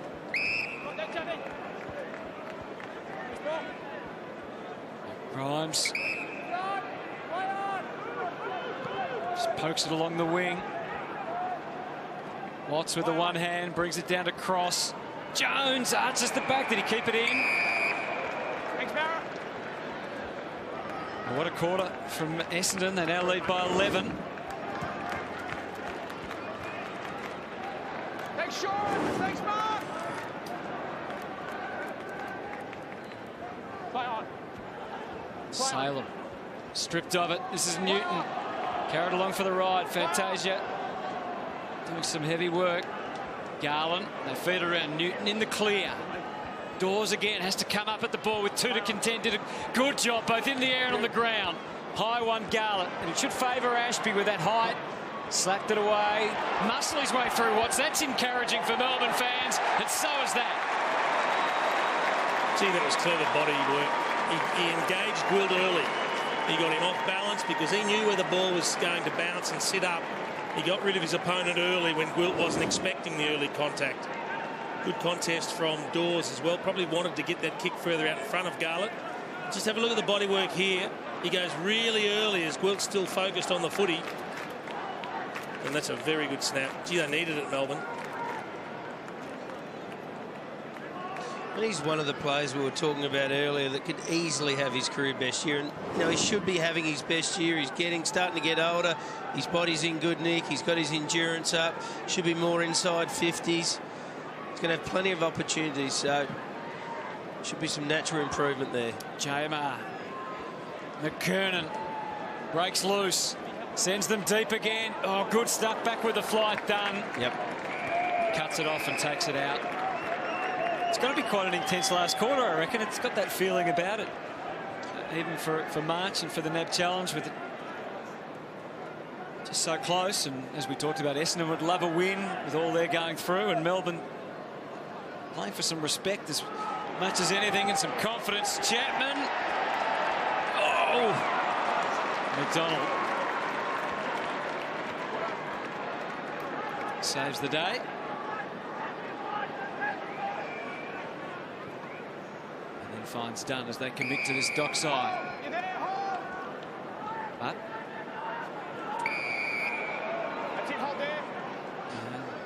Melbourne seem content to go slow out of the back line at the moment. It's really not productive on the scoreboard. When they were playing at that breakneck speed in the first half, lads, we felt they looked likely every time. Yeah, I don't know if it's a set ploy, Kingy, to try a different style, or are just tired, or Essendon are perhaps defending a bit better, but it is noticeable, isn't it? Watts found himself in a bit of trouble. He played on. Gwilt went to ground. That created a little bit more freedom and latitude. Frost. Back to Watts again. Has to hit the target coming at him. Viney quickly scopes out. Nothing down the line, so he's gone right across the ground. They've got a little bit out there. Lumumba to take the next pass from Grimes, which he does, but good running from Jimmy Toumpas here. That's a good kick. And the kick suited exactly where he'd got to. Garlett poked into the pocket, and unfortunately out on the full, wide of the mark.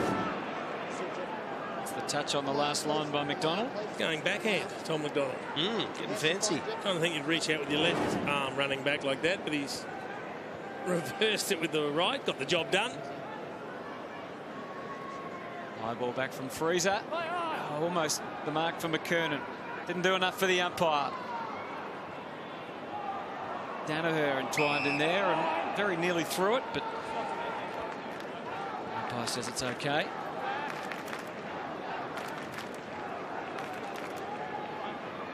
McKernan out the side. Jones was confronted by Hams. So again, lots of possessions, but promising build-up at least. Dawes, a big body, and he's been infringed. So an opportunity for the D's to tie up the ledger ahead of the three-quarter time break. The good thing about Chris Dawes is if you're big enough and strong enough to hold that front position, you will often get the benefit of a free kick because you put the defender under enormous pressure, and it really wasn't a kick to his advantage, but he backed into him. He kept backing into him. Yep. And in the end, the smaller opponent had to put the arms around him, freeze him and throw him to the ground. 15 seconds. 15 seconds, Chris. You use your size when it's an advantage like that. So Chris Dawes for his second goal. And scores a level once again at Etihad Stadium. Well, good luck picking how this one's going to turn out. Square at half-time. Square as we approach three-quarter time. It's just good use of the body. 3 goals for Garlett, 2 each to Vandenberg and Dawes. Mind you, didn't do a lot wrong, Josh Freezer. He's being monstered by a bigger bloke in front. He's trying to hold his position, trying to put him off from taking the mark. He's looked all right, though, Dawes. He looks mobile, looks really, really fit. Kicked a couple of goals. So the last 90 seconds. Danaher takes his turn. Up against Frost. On again, boys. Silly guys here, watch the bumps. So the D's and the have kicked 4-1 and the Bombers have kicked 3-7 for the quarter. So total reverse of the first half when it was Essendon that was deadly in front of goal. Oh, Lumumba breaking hard. He wants it out in front. Frost is going to have a bit of a dash and then a tiny kick, in fact too small, and it creates an opportunity instead for Essendon. Ambrose got them started. Now the kick goes into half forward from Danaher. They need everything to bounce their way here. Oh, Dunn's going straight for the boundary line. Smart. Didn't disguise it overly well, but just you couldn't ping him on that. A bad bounce, didn't you, really? Again, Jimmy Toumpas needs to be more decisive. It was a bad hand pass. It really opened his teammates up. Hasn't taken the opportunity again tonight to Toumpas. Salem's kick going about 30, and that's all. Goddard brings it back into the middle. Zaharakis. McKernan ragdolled his opponent, but Lumumba was the backup, and the backup was good. Bale takes the grab. 35 seconds to go. Do they push go here and have a crack, or do they hold on to it and chip it around for three-quarter time? That might be your answer. Lumumba only do that reluctantly. He's a straight-ahead sort of player normally. They've had more touches than Essendon this quarter, but Essendon have had 18 inside 50s to 7. So backs up Kingy's comment before about going sideways and being a bit chippy. Newton is the next off the production line, and that's going to be it for the quarter. So nothing gained for either side in the end, but Essendon were the better team for much of that stanza. As it turns out, those scores remain level at three-quarter time. 9-8-62, both the D's and the Dons. Well, we've got a good match here with a close last quarter ahead, but fascinated by the one after it, which is the Suns and the Lions from Metricon Stadium. Of course, Rodney Eade now in charge. High expectations on the Suns. And Justin Lepich impressive in his first year as coach. And also some handy recruits. Alan Christensen will get to see him in action tonight for the Lions. So looking forward to that one, Jason. Yeah, it should be an absolute beauty. We know those two teams don't particularly get along that well, and nor should they. You want to be the top dog in your own state, but I'm really looking forward to this one as well. I think the D's have a lot more to lose in this last term than the Bombers do. I'm not talking about the result of the game, but I'm talking about credibility. I'm talking about confidence and the path going forward. They need to respond. I think the Bombers have been terrific after getting dominated for the first 15 or 20 minutes of the match. I think they've been superb since then. Which way do you see it going, Roo? Well, you'd like to think Melbourne would win them, and they got the more experienced side, and Essendon are entitled to drop off with a younger side and a few top-up players. But the way Essendon are going, they dominated that third quarter in terms of scoring shots and inside 50. So, you know, it'll probably continue. I suppose the other thing is that we've talked a lot about the misfits, if you like, or the top-ups adding to the team, but they've now played 3 games together, so at least they would understand the system a little bit more. Yeah, and this isn't full of top-up players. It's a lot of the younger players that are spending more time on the ground. Let's go boundary with David King. Rosie, a very animated Paul Roos at three-quarter time. Bit angry at that one? Oh, actually, it's probably a bit more positive. I mean, the first 10 we were terrible, but the fact that we were able to get back in the game for this group's a real positive. So, yeah, it's just taking those positives out of the pre-season and what we know we're going to work on. Main message? Main message is just finish the game. You know, play a fourth quarter. We really need to do that today. Get up Thanks, there, mate. Yeah, well, we did make that point, didn't we, during the commentary? They had to turn things around in the quarter, and they were able to get things together. Big Max Gawn ready to go. He's going to start in the ruck in the last term here. He was one of the subs.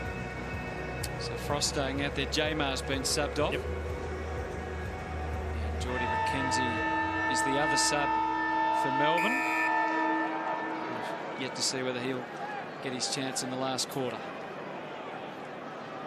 So scores are level as we start the last, and Eddie had McKernan climbing high to feed Kearney. Cross again, his old teammate enjoying it, wrapping him up. Fantasia has been a real spark for them up forward.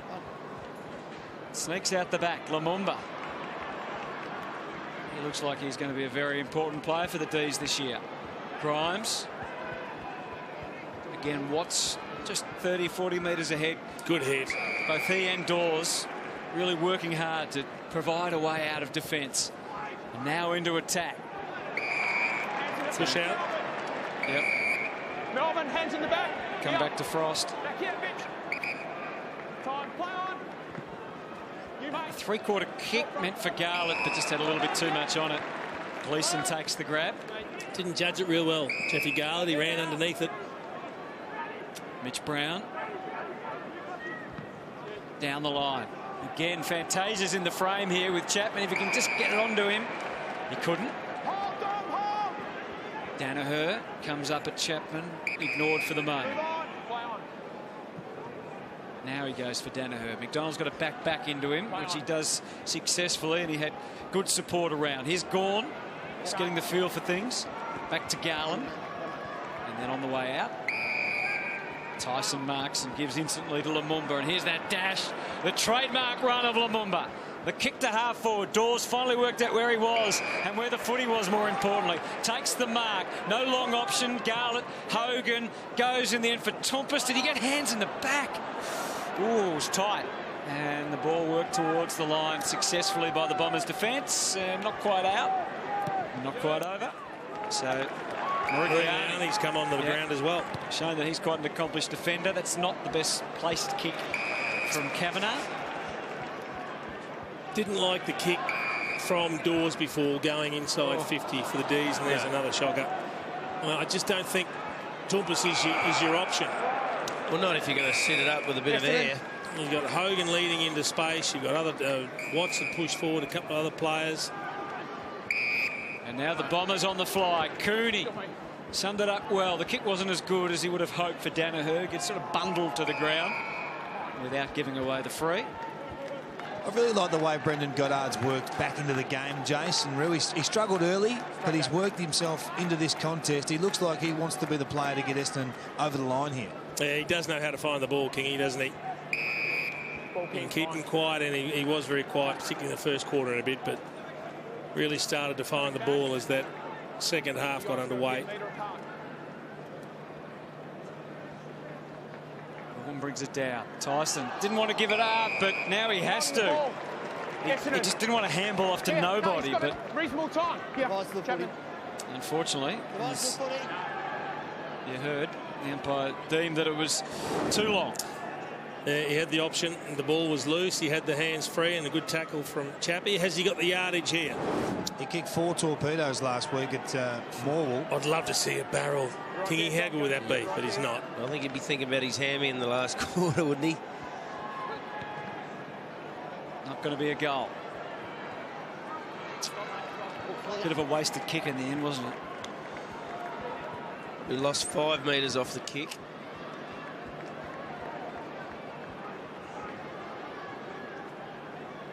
Done from full back. Been enough to give Essendon the lead. Ball now, please, Lyndon. Play on, play on. Favours the drop punt. Gawn ready to jump. So he didn't go for the mark. Tried to flick it out the back. Fantasia was onto it. He wanted to move the handball. Morigliani.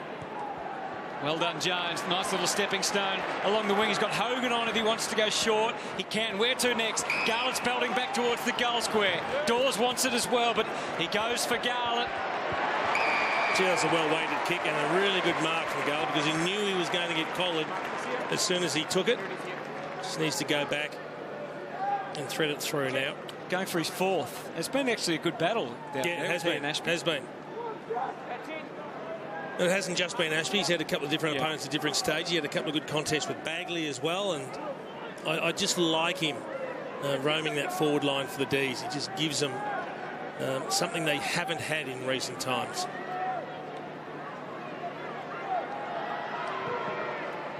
That looks pretty good. Enough to give Melbourne a 5-point advantage.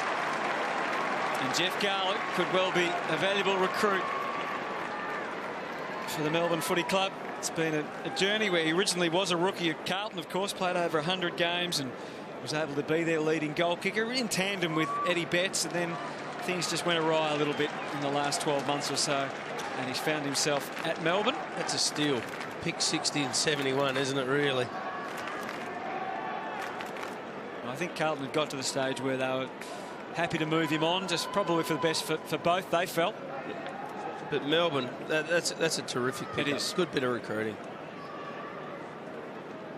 If you take last season out of it, 2014, he kicked 110 goals in the previous 3 years. It's a big return.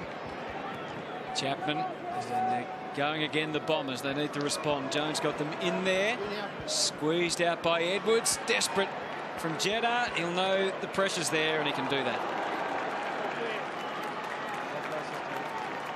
And a little bit of cramp to boot. So I think someone else might need to go back and take the kick out. No, he's going to do it. Got disaster written all over it, doesn't it? If the cramp strikes at the wrong time. Oh, and he's going to play on and run. Let's see, the kick. Not too bad. Dawes will get a run and jump at it. Nothing Dalglish could do. He's imposed himself more and more on the game, Dawes, which is good. That one gets through Frost. Chapman.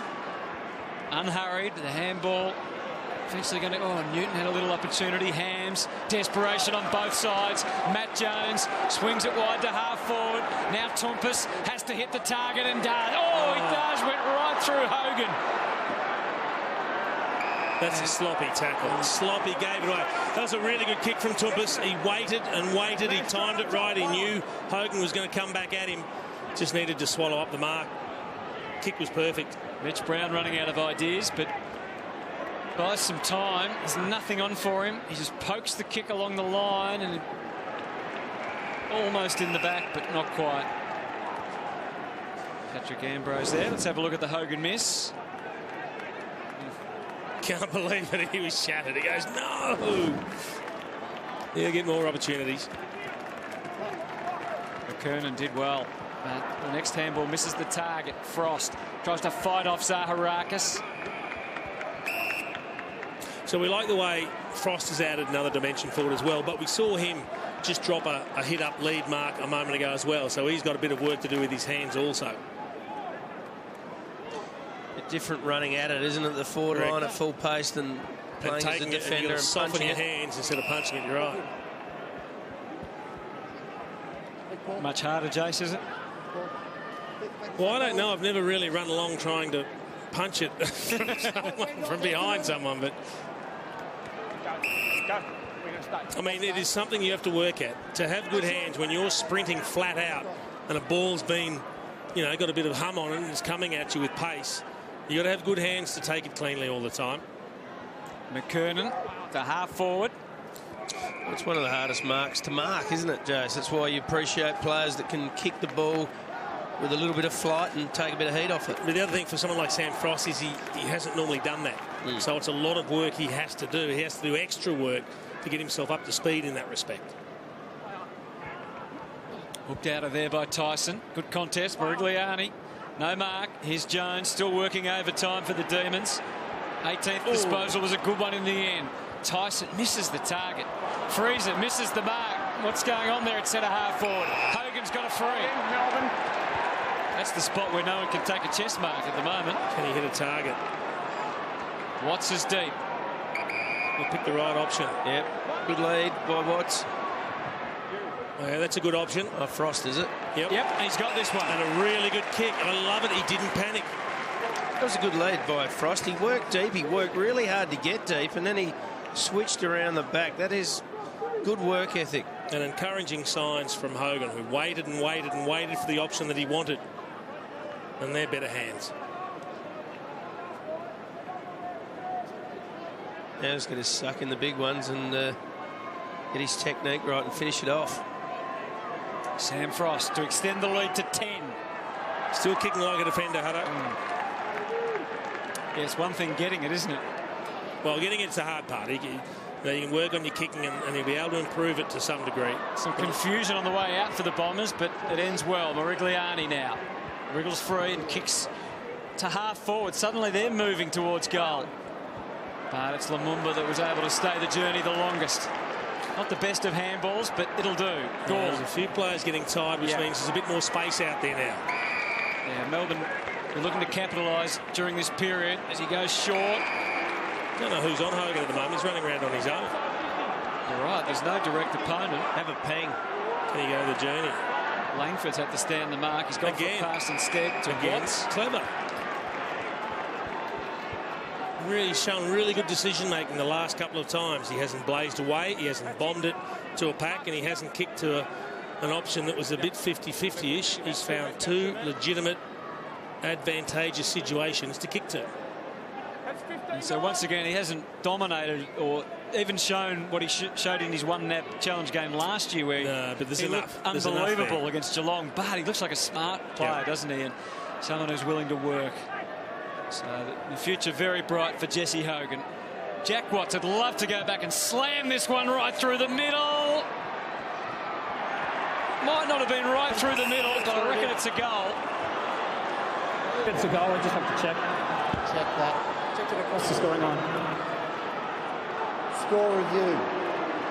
Umpire's call is a goal. We confirm that the ball had crossed the line before it was touched. Yep. Won't get much clearer than that. That's a good 6 inches to a foot behind the goal line. He was in good position to see it. He was. Good decision by the goal umpire. Melbourne lead by 11. Well done, Jack Watts. Right, now, can the Bombers fight out 4 quarters? They dropped away in Morwell. We want to see them go right to the final siren. There's every reason to think they can still win the game. Only a couple of kicks out of it. So there's Hogan in a paddock of space. Not quite sure who it is that's marking it at the moment. Well, there's no one even in the screen. And have a look at what's top of screen. He just waits for him into space. Oh, he was nearly off, Garlett. Bombers kicking in this quarter hasn't been great. Their kicking efficiency only at 56% compared to 70 for the D's. Look like they've got a bit more run in the legs at the moment, the D's. They're charging forward at the moment. Lumumba again able to get the next cab off the rank. Frost. Bagley's on Hogan. Have a look at that for a matchup. That's why Hogan's getting the ball. Oh, he tried to get it there, didn't he? Bagley's 180. Well, I don't think Hogan did anything, did he? He was just standing there. Did he change stride to bump? Let's have a look on the replay. He just maybe didn't need to lift the arm as the contact was made, but Brown was coming back into him. So are you asking him to jump out of the way? Be careful here, the D's. Don't want to cough up easy ones. Zaharakis, careful play though. Ambrose just pokes it back. And the mark taken by Fantasia. Goddard calling for it in the pocket, but it's a long, winding way home. Bagley feeding out Rigliani. Oh, they had a look there at Ambrose, but giving away the free. He kind of stopped on his lead, Ambrose. He needed to go harder at the ball. Allowed the opponent to come in and nearly spoil it. Clint Jones. The D's won't mind the Bombers doing this up around the centre of the ground. Especially if they can turn one of them over. Kavanagh. This is the kick, the one that goes into the arc. And there it is. High into the pocket. Ooh, that's nearly a free kick. That has to be a free kick, doesn't it? Laverde was manhandled. They left it to a one-on-one, the Demons defence. I'm not sure they'd be too pleased with that. Well, Bale's gone to ground. He might be in... No. He's got 3 blokes sitting on him. What hope have you got of getting that out? Well, sometimes that doesn't seem to matter, does it, if you take it to ground?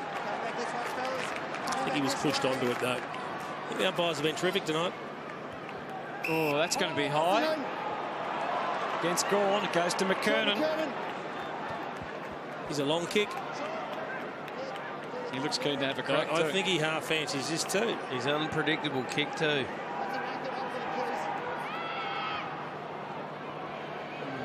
Didn't like where he was running though. His run up was right at the point post. No surprise to see him miss right. Yeah. Joker hole. Can't really complain about that. 10 points the difference. Cole Garland brings Melbourne back into play. Went for Hogan. Had the big body on Gleeson and had Jetta to help out. Lumumba. We've sung his praises tonight, but that was effectively a 3-on-1, so wasn't a great decision. Advantage Bombers here. Goddard tried to pinpoint Langford, I think, with a cute kick, which was on. Langford was on his own, but it was just hard to get it to him. And it's out of bounds.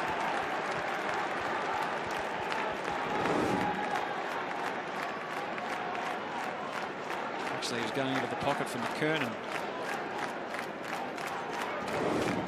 So throw in on the wing. Gawn feeds it down. Kavanagh. Laverde has it punched away by Garland and well handled by the Demons. Lumumba. Now they're out and they've got the spare man. Tyson. Kick goes quite wide, but Newton's got... Well, he's got options if they can mark this one, and he can. Bale's got to get up. He's got Dawes in the pocket, doesn't know it. He did well, Bale, but it wasn't a great kick or a great decision from Newton.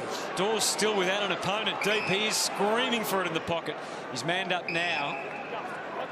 Manning space, and he's Gleeson's his opponent, so... Yeah, he doesn't want to kick it in the middle of the ground here, though. He wants to go long to the pocket. That's what he was signalling. Hogan, good preparation with the body work. McKernan found a hole and takes it to the line. Spot on, Hutto. Hogan really did give himself every chance of taking that mark. There's another run yet. Geordie McKenzie still got the vest on. Not going to work up much of a sweat, is he, in 7 minutes? He'd love to be out there, though. Might run up a sweat after the game. The old subs. It's the worst thing when you see him doing the laps afterwards. A bit dispiriting, isn't it? Yeah. Kick goes back to the wing. Good body work early again from Garland. Had it covered. Still 7.5 minutes remaining. Viney had an option down the line. He was late to see it. Matt Jones was all on his own. Now he's going to kick to an outnumber. Gawn. Jones, I think he's happy enough to get that out. With Melbourne in front by 10 points.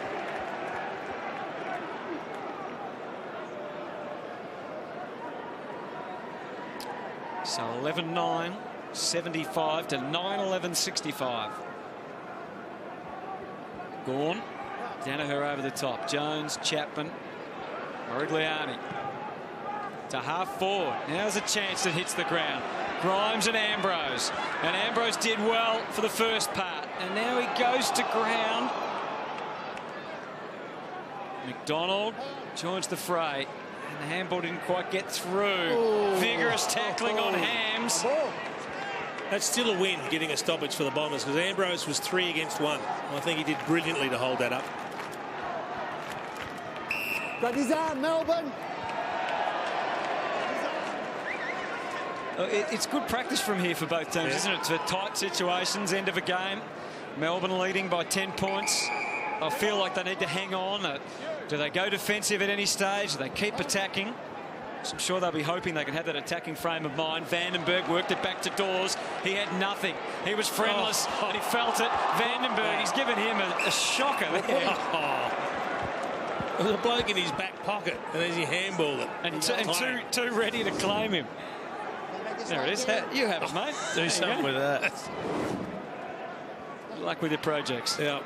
Morigliani to half forward. Most clubs train for the 2-minute drill at the end of the games, just running the clock down if they're behind. But this is the awkward patch, I reckon, guys, from the 6.5 minutes to go to that 2-minute stage. When you're a bit tired too, and you don't want to go into a defensive mode if you're Melbourne, Kingy, you're right. You want to kick another goal or two and put the game away.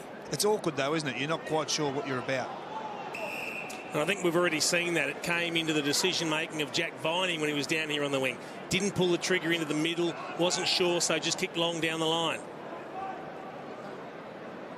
Viney, another opportunity. Ball held in there.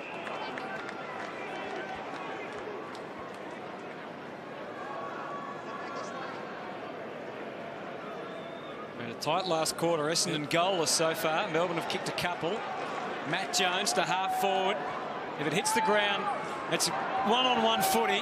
Kavanagh heads straight for the boundary line. Plenty there for Melbourne. Salem got the spoil on. Mark not paid. You've got to pay that, Mark. You have to pay that, Mark. He's the man in front. He got the second grab. That is normally a mark. Umpire has to be so clear that it was all ball and not the hands that he actually punched in the spoil.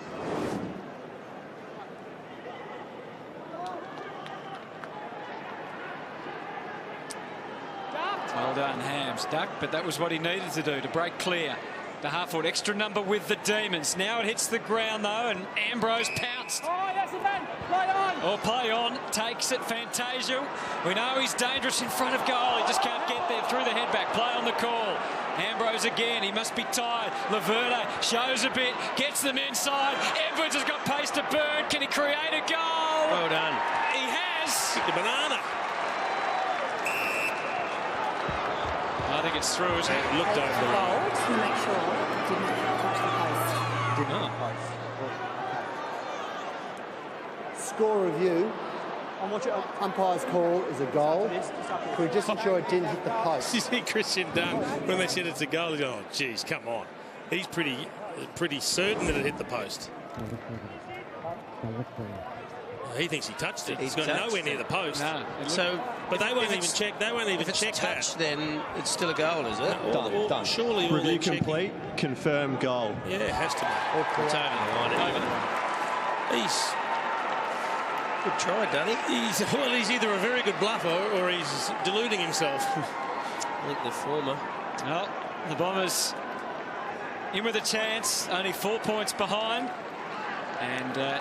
In round one, they're travelling to Sydney to take on the Sydney Swans. We don't know what team they're going to have, but the match at ANZ Stadium, a Saturday twilight game. Of course, you can see it live on Fox Footy, but if you want to attend, get to afl.com.au/tickets for all the info and your tickets. And the D's will take on the Gold Coast Suns. This will be a good game. The MCG on Saturday, April 4. And once again, you get all your info at afl.com.au/tickets. Interesting to see the Melbourne coaches box there. They're not happy with something from a structural perspective, making a change on the phone.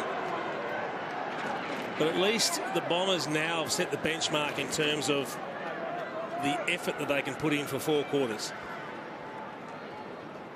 Danaher, it's manhandled. They swarm the footy. Hams, desperate lunge. Dawes got the run around through the middle, handed off by Jones to Salem. Cross as committed as ever, and Matt Jones saw a way through. Doesn't kick well though to half forward, and it's going back. Oh, shocker! It was so bad that it didn't go out on the full, and he was pleased with that freezer in the end.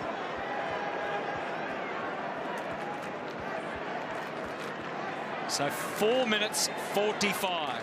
Melbourne lead by 4. Max Gawn's down in the goal square, so Frost doing the ruck work. Newton's kick was smothered. You saw Danaher's back to Goddard. Terrific fist, Garland. Advantage Melbourne through the middle now. Lumumba, high ambitions here. Big kick for Gawn. Can he get up and take the mark in front? He can't! Oh, he came so close. This is what Garland was picked up for. Back to the square. Watts tries hard. Close to the line. Dalglish. It's over. Couple of players hurt in this. In the smother, he kicks into the leg. And Newton came off because he was hurt. And then that's kicked into the leg also of Laverde. And he's feeling a bit sore as well. Matt Jones, Nathan Jones, climbs to his feet. Watts, Frost, well done, Goddard. Important little touch in there, could mean a lot. Morigliani almost bit off more than he could chew, but it's okay. Back to the middle again. Lumumba, hot footy in the centre of the ground. And we're going to have a ball up. You would think could be holding the ball. Oh, it is. Well, he kept it in, and then a player came over the top and held it in as well. Dragged in.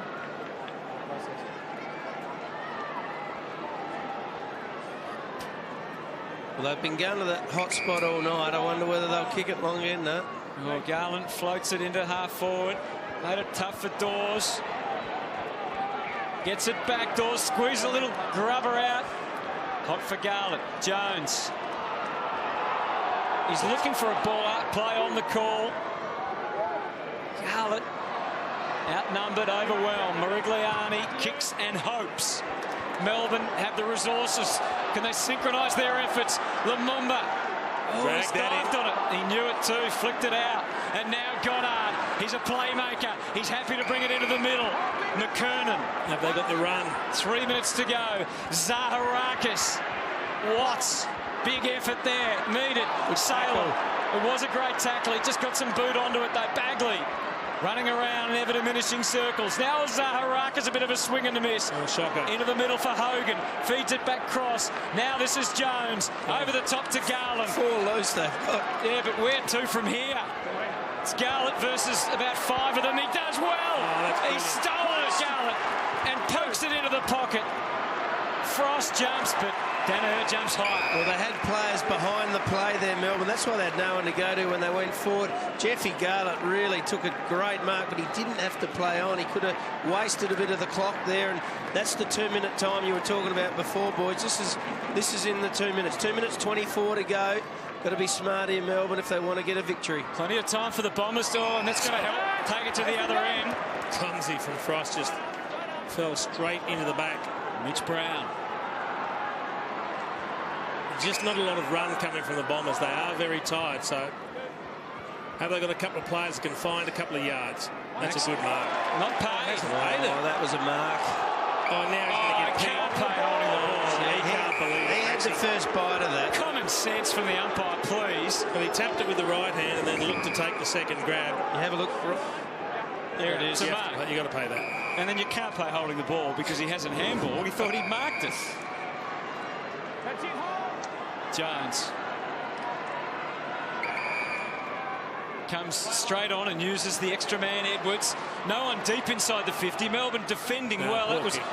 Well, it wasn't that smart setup really either, was it, down the line? That needs to be a good kick. Oh dear! Dalglish will kick the goal, and Essendon are in front.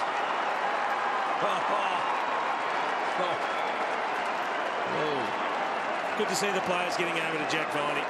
Pat on the back. Essendon now getting all their numbers behind the footy. He saw Cross in space. I don't think he saw Dalglish coming through. And it's a shame if the game ends that way.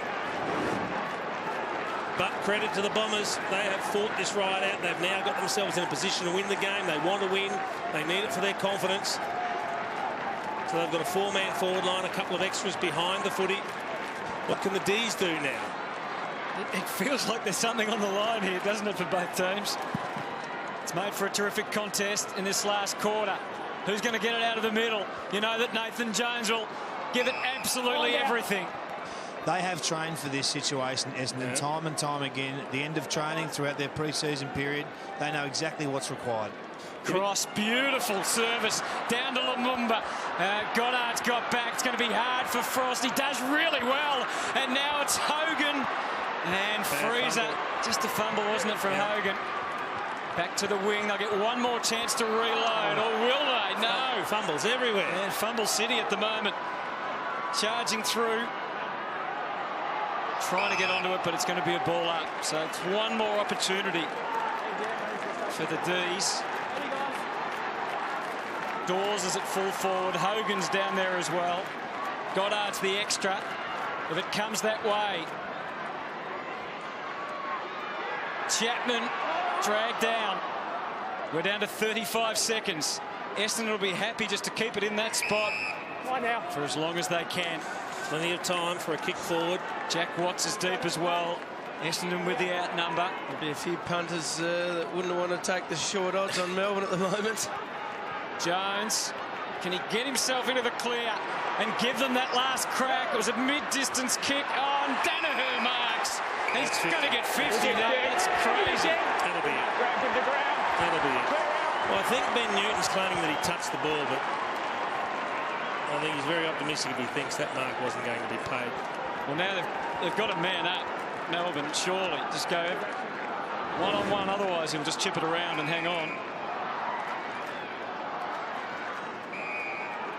Which is exactly what they're doing. Oh, go straight back here. He goes straight back. Big confidence booster this one for the Dons. Isn't it? We go short. 4 seconds. That'll be enough. Essendon are going to win this game. And that is a huge boost for the Bombers. Look at some of the body language from the Essendon players. This meant a hell of a lot, Hutto. Well, for the top-up players and for the youngsters that have had to carry this pre-season to get over the line and have a victory like this, it's a huge boost. Well, they'll be hoping to have another victory before round 1-2 with a decision. That could be a massive result. Roosy would not be happy at all with that.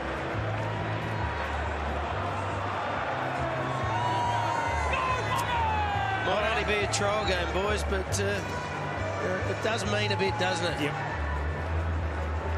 You can tell by the expressions on their faces.